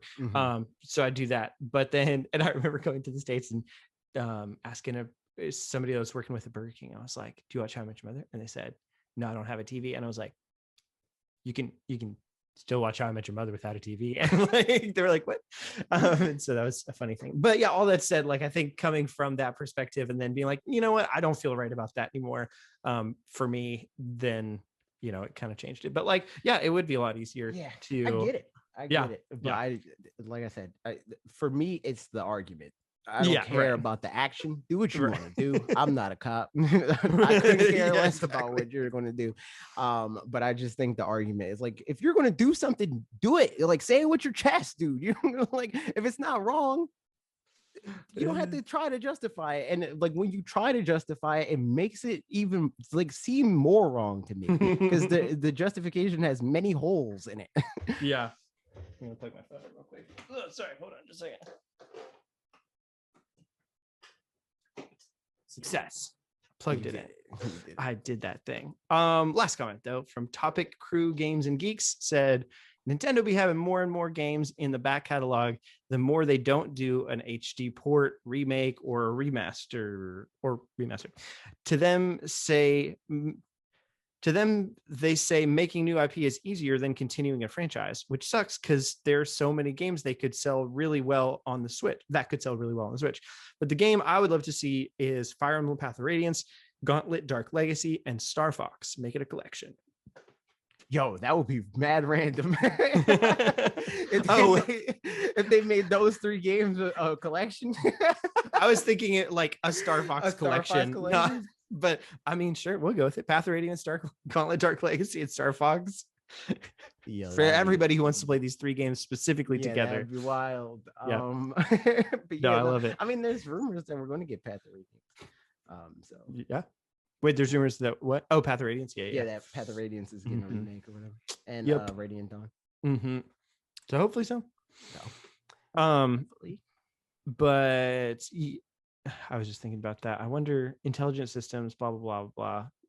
WarioWare. In any case, I mean, I think it is. They've got so much in their back catalog, and they're holding on to so much stuff. And like, I do feel like Nintendo is just like the poster child for not just being cagey, but also being like withholding in some ways that, again, it's their right to be, obviously, but is also kind of annoying. And like, it makes it to where in the end, they could have plans for like, we will do something with Star Fox Adventures. It'll be a 2037, or whatever. Like, and we know exactly how we're going to get to that point too. But I'd prefer not that, ideally. I think the problem here is that they have too many spinning plates. Yeah. And not enough people that they trust to spin those plates. Yeah. Which is why I'm excited about the video I made a couple weeks ago and that whole thing, and Advance Wars and Metroid stuff and whatever. And freaking Pokemon Shining Diamond. Yeah, exactly. I did the thing. I haven't done it in so long, but I did it this time. Brilliant Diamond and Shining Pearl. Brilliant Shining and Pearl Diamonds. Yeah, it doesn't matter, dude. The freaking Gen 4 remakes that freaking look at the ones with Kyogre and Groudon, and look at the trees in that game. Trees look terrible, man. I still think fairly often about how I cannot remember things from Gen 4 apparently. Gen 3 thing, it was fun. Yeah, the game, but you're right, they have too many spinning plates, so they can't like what did you say? I said the one where Rayquaza broke up the fight between Kyogre and Groudon. But they got too many spinning plates. And like the solution to that is that if they want to remaster these games, hire people to do it for you. But they don't trust them. I mean, and even if it's not the companies that they do trust are like, we can make our own thing. Though. Yeah, right. And they do plan to do those things, but they just have so many other things that they like. People will complain like Nintendo doesn't have anything coming out. Nintendo has so many things coming out at all times, in my opinion, at least. Like, just in terms of way more than Sony. Sony has 4 games and all of them get delayed all of the time. Yeah, it's like there's people think that Nintendo doesn't release enough games. If they release, and this is like factual because it's their average. If Nintendo releases less than freaking 30 games in a year, Nintendo did poorly. Yeah, like what? Like that's crazy. Yeah, it's I guess part of it is that Nintendo just has a much wider genre. So many more people buy their platforms for their games. Well, but but for specific ones where just because you're a WarioWare fan doesn't mean you're going to be a Fire Emblem fan. Those are made even by the same developers, but that doesn't mean one's going to equate to the other. Whereas if you're an Uncharted fan, you're probably a Last of Us fan, and you're probably a Spider-Man fan. A lot of that stuff, cater specifically to you. They make 2.5 kinds of games. So, right. Yeah. So, all that kind of stuff. But Nintendo has a lot of games coming out. So they truly could be working on some of these HD ports or remasters or whatever, which again, my theory is that they're not prioritizing GameCube ones specifically, but they're going to Wii and 3DS ones next. We'll see if that pans out. Who's to say? But that they're working on those things maybe, but it's just going to take so long to do it that way. So the dream still would be that this stuff comes to Nintendo Switch Online, because it would be so much more convenient for us and for them, where they can just drop them all at once and they're just all there. There's reasons that they just might not want to do that, which is what the whole video was. So we'll see. In the meantime, I set my Wii back up because Ashley and I wanted to go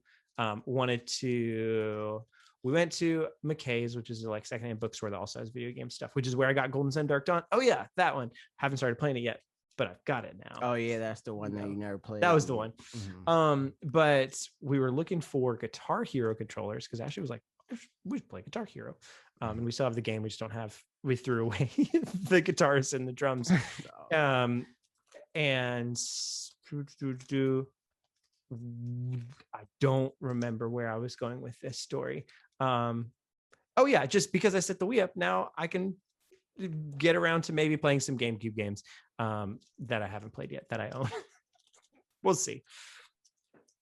But I don't know. Yeah, it's tricky. It's just because it's a question of some of them that I want to play. I also am anticipating, again, I've never played Wind Waker, but I assume Wind Waker HD is coming to the Switch. So that's the only other 3D Zelda games that I like.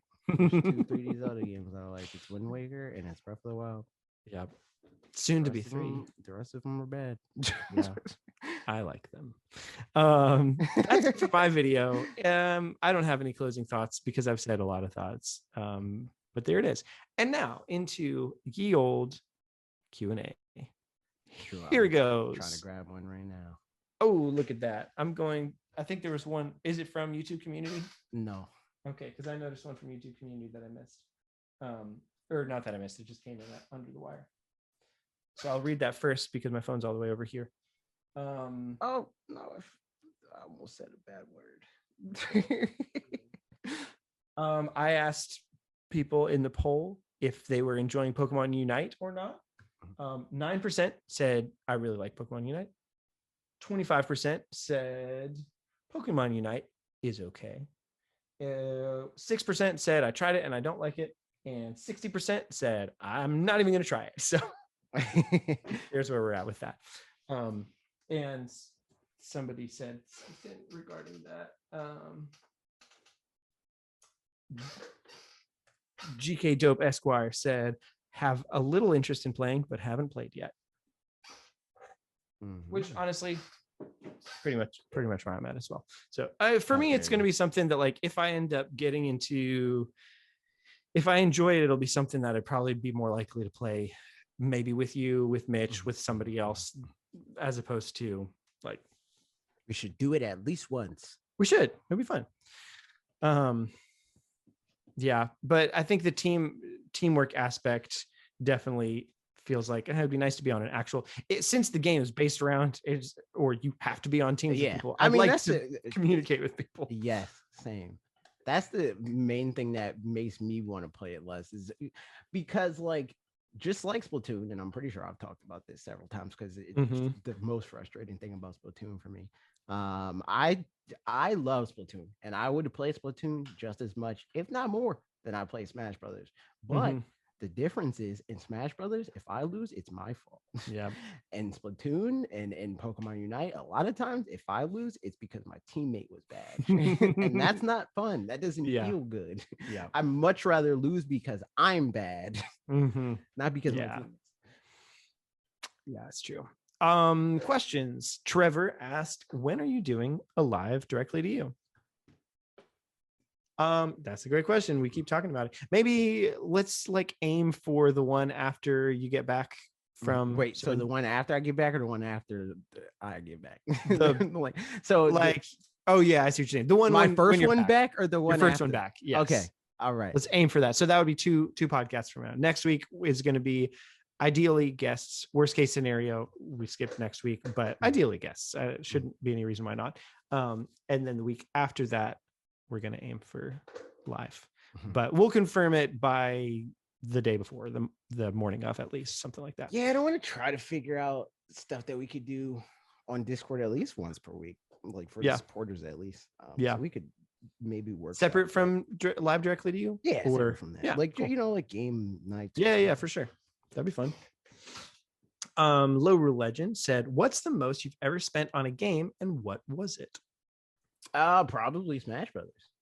Definitely Smash Brothers. Like, if we're talking about, like, stuff that's related to the game, like if it's not just on the game itself, if we're talking just the game itself, I don't know. I think the most I've ever spent on a game is probably freaking Ratchet and Clank on the PlayStation 5. Yeah, like, right. That's probably the most I've ever spent on a game. But if we're talking about, like, all inclusive, I spent well over, I mean, way past $1,000 at this point, if we're counting everything, because, like, literally I spent probably that much in the last 2-3 weeks booking travel and all the other stuff to play the video game. But even removed from that, it's like buying all the DLC and then buying all the games and then paying for coaching and stuff like that. So Smash Brothers. But that also becomes hard, because it's like, most of the reason why I can justify that in my head is because I've made more money talking about Smash than I've spent on playing it. Right. So it's like, like, I make money playing this game. Yeah. So I can spend money on it, Yeah. I mean, I don't have anything interesting to respond to this. Probably, I think either it's Breath of the Wild plus DLC, because I just haven't bought DLC for barely anything else. So that just by default becomes it, because it's Breath of the Wild and some DLC. Actually, either way, this wins. My other answer prior to thinking about DLC, because that was a good point, was probably at some point when I bought a full price game, but in Europe where it was 60 euros instead of $60. Yep. So it was just a little bit more, $100. Yeah. I mean, it's not even that much more. Well, it depends what the exchange rate is now, but it's depends like on what year $65 or something, like barely anything more. Actually, even then, taxes already included over there. So might have been in exactly the same yet again. So I have nothing interesting to say to this, unfortunately. But thank you for your question, Low Legend, even though my answer is dumb. But Ages was good. So 60 euros to dollars is $71.22. Okay. Look at that. So right now it is more than with tax even. Man, it's next gen games in Europe, that whole thing, so gross because it's like 80 euros sometimes, or 70 euros at least, or whatever, which is, and then like in the UK it's also really bad. This chart sucks. What is it? I'm looking at a chart for like inflation. I would not even know how to read that. And the chart is bad. I just want them to list it. I just want them to be like, this is the exchange rate here. But it's just like a line graph. Yes. Okay. So looking at this, to go back to what I was saying, currently PS5 games cost £70 in the UK and 80 euros in Europe, which translates to about $91 for gamers in the UK and 94 in other European countries. That's so gross. Rip, dude. Man. And it's all because it's first party PS5 games are doing it, so like everybody else do it too. And then like the difference in cost is like stuff like freaking tariffs and like that sort of stuff. So I mean, and again, if they weren't doing microtransactions and stuff on a bunch of those games also, then it's like, okay, whatever, it is what it is. But still, nevertheless. Twitter, questions from Twitter. Digital Gaming Hub. How many Pokemon tattoos does AJ have? I have none. I have no tattoos of any kind. Do you have any interest in getting any Pokemon tattoos? Or even if you don't, if you did, what's the one that you would? I don't see. The thing is, like, there's stuff that I care about, right? But I don't know if there's stuff that I care about and will want to get tattooed for the combination of like, I don't know if I'm gonna care about this when I'm 90. And also like, I don't know how to like represent this in a way that I would feel good about, like that it looks good, but it's not like freaking, like grotesque, or like it's hard too with some things. Cause like I have pretty strong feelings about tattoos and placement and stuff, like just a random one-off little tattoo on your shin or whatever. Like, I don't know, kind of looks out of place sometimes. Yeah, it's not that's the thing. Like in theory, that's like, so this one that I've got, it's like, it is my forearm. It's the length of my forearm and it feels fitting there. And this one's just like, it's my wrist. It's in the middle of my wrist. It's on my wrist. And then like less so, but I've got a little Trinity right here on my chest.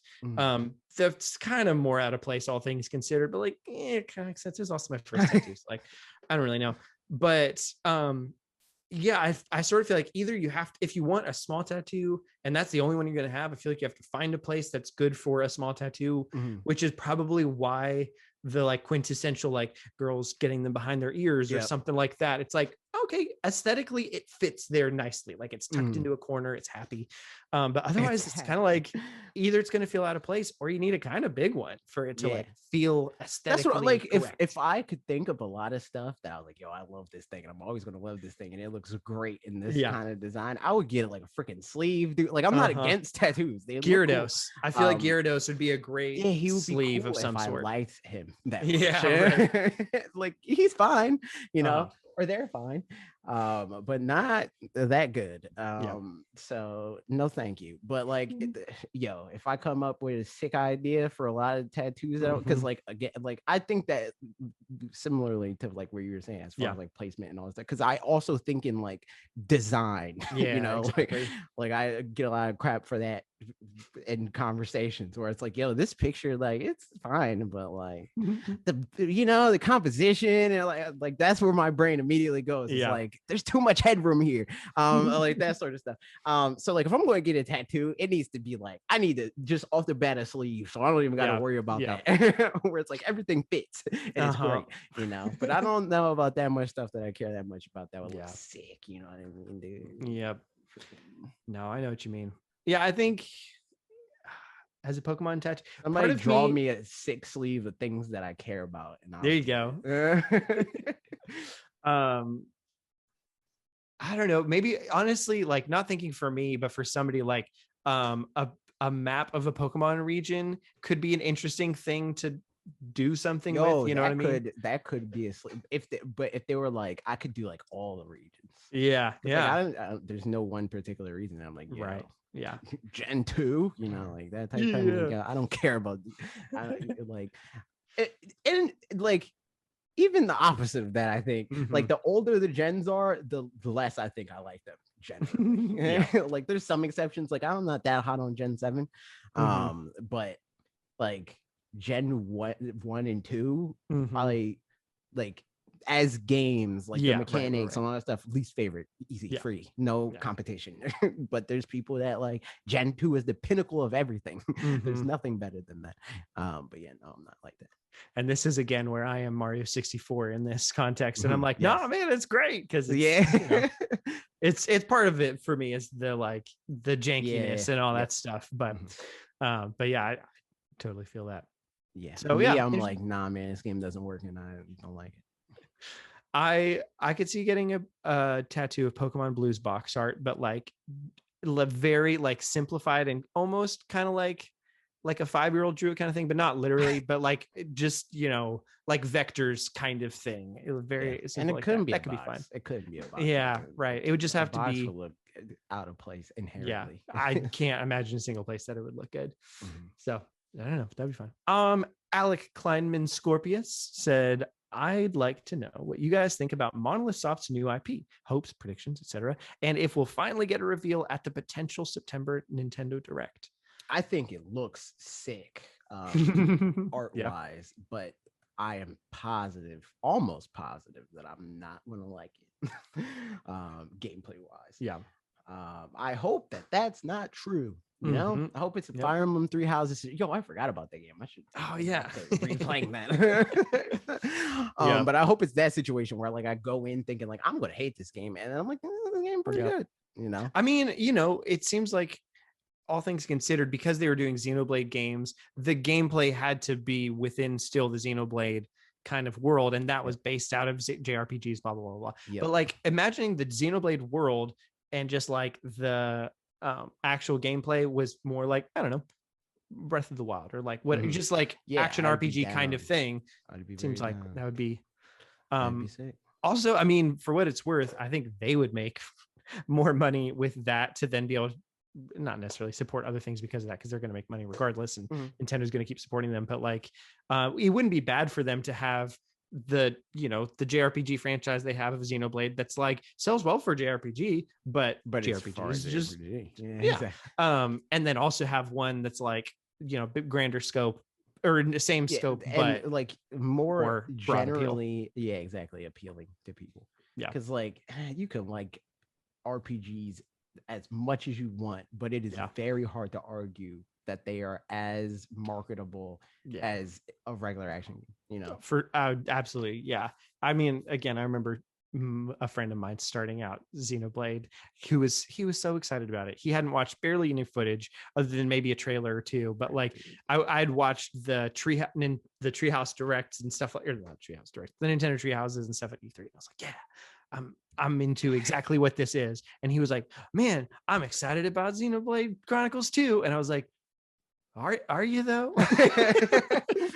And then he played it and for like an hour, and 90% of which was cutscenes. And he was like, yeah, I don't think I'm gonna play this game anymore. Like, okay. Yeah, it's just, you know, and he's pretty generous with games, I feel like in the same way that I am, but it wasn't very not something he's in. But yeah, so hopefully I hope we see it as a potential September Nintendo Direct, but couldn't tell you. Couldn't even. We haven't heard fathom much a of guess. anything, so it's hard to. Yeah, and I'd rather not hear anything, honestly, as far as like, rumors and those kinds of things go. Like, I'm feeling in the same way that I was excited about the E3 Direct and the fact that we didn't know a lot of things going into it. Although, it turns out that we knew 2D Metroid probably was going to show up, and it did. And Mario and Rabbids we found out about, and WarioWare, like those kinds of things, unfortunately got a little bit spoiled. But like, I don't know, we wouldn't know anything new going into the September Direct. So it could be a bunch of stuff, could be nothing, could not be a September Direct at all. But it's like, I just like the fact that we theoretically, it's a blank slate, which is fun. Chris the Butte, which is the comment you just grabbed. Good job getting it in time. Said, just in time for my birthday. Happy birthday. Happy birthday. Indeed. She says her birthday is she's going to be 25 on Sunday. And also, to be or not to be? That is the question. You can rent a car. Hype. That's a quarter of a century, Also, your brain's done. Yeah, those are the last milestones.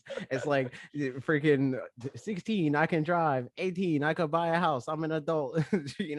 Freaking 21, I could drink alcohol. 25, that's the last one. No more milestones after that.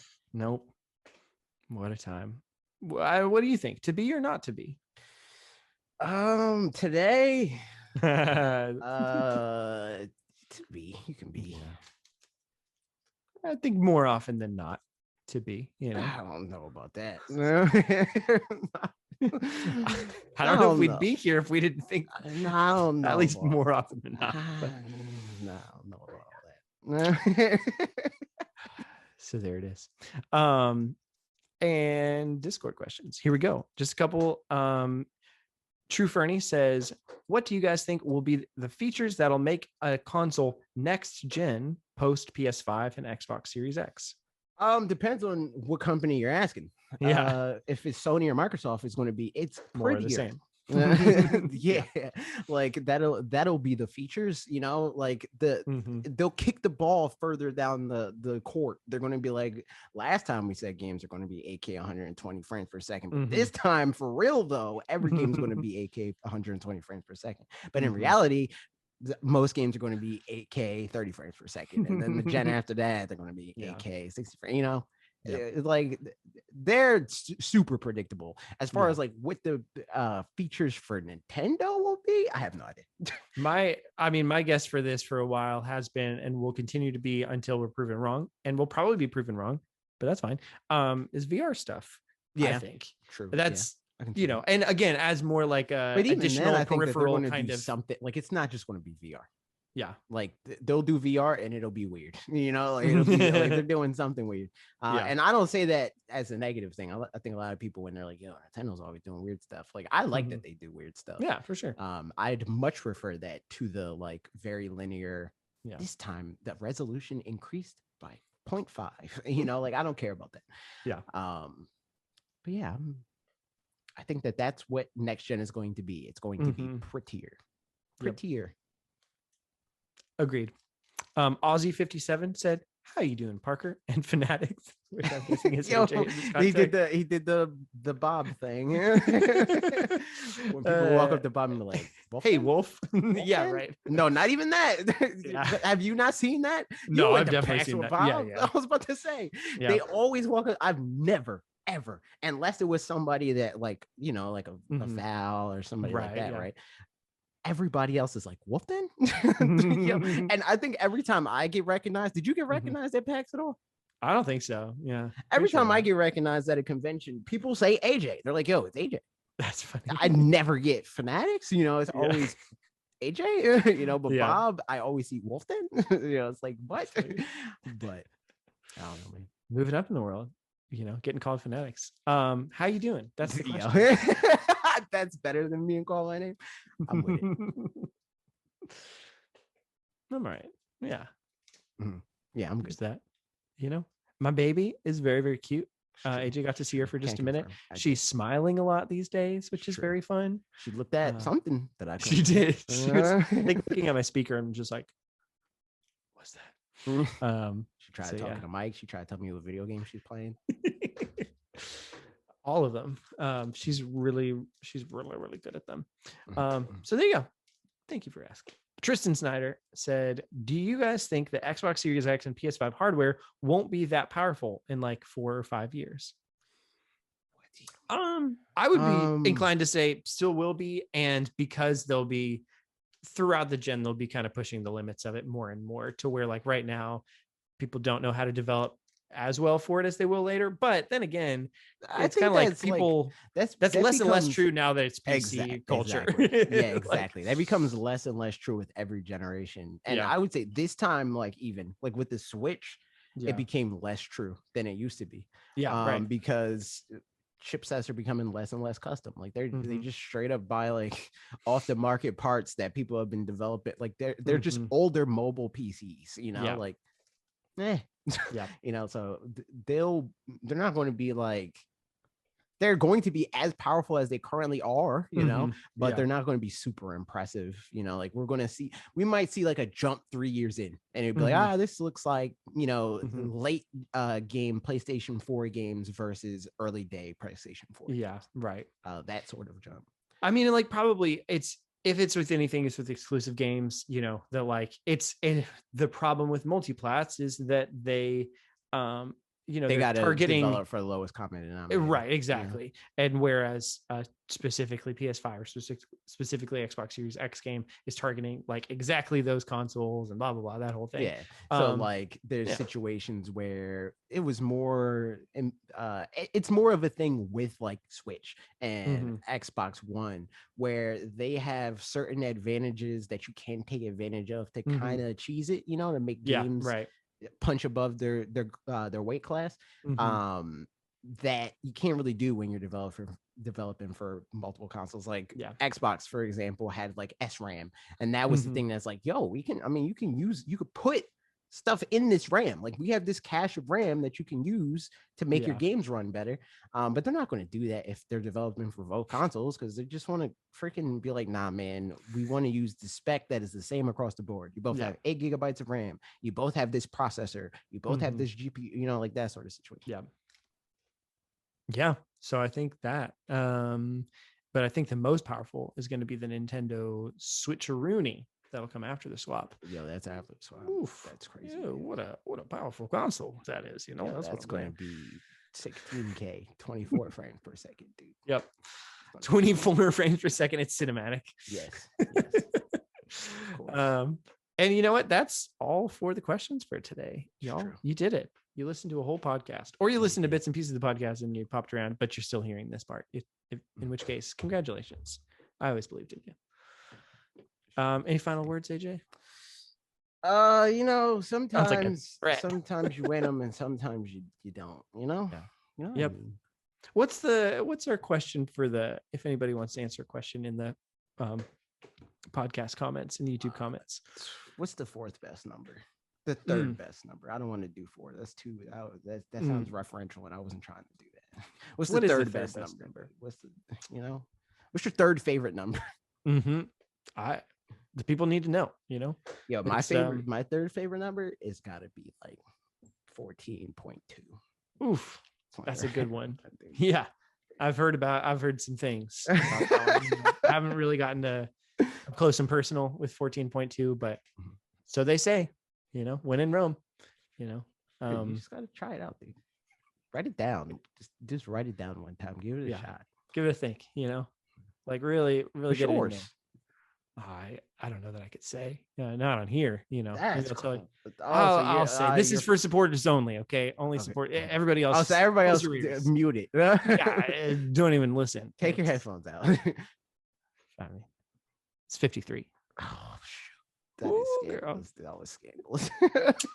Good old 53. You know, what can you say other than good old 53? Sure, dude. That's it for the podcast. We're done. Do all the things, like, comment, subscribe, etc. Yeah, like, comment, subscribe, tell a friend. Yeah, ask them what their third favorite number is. Yeah,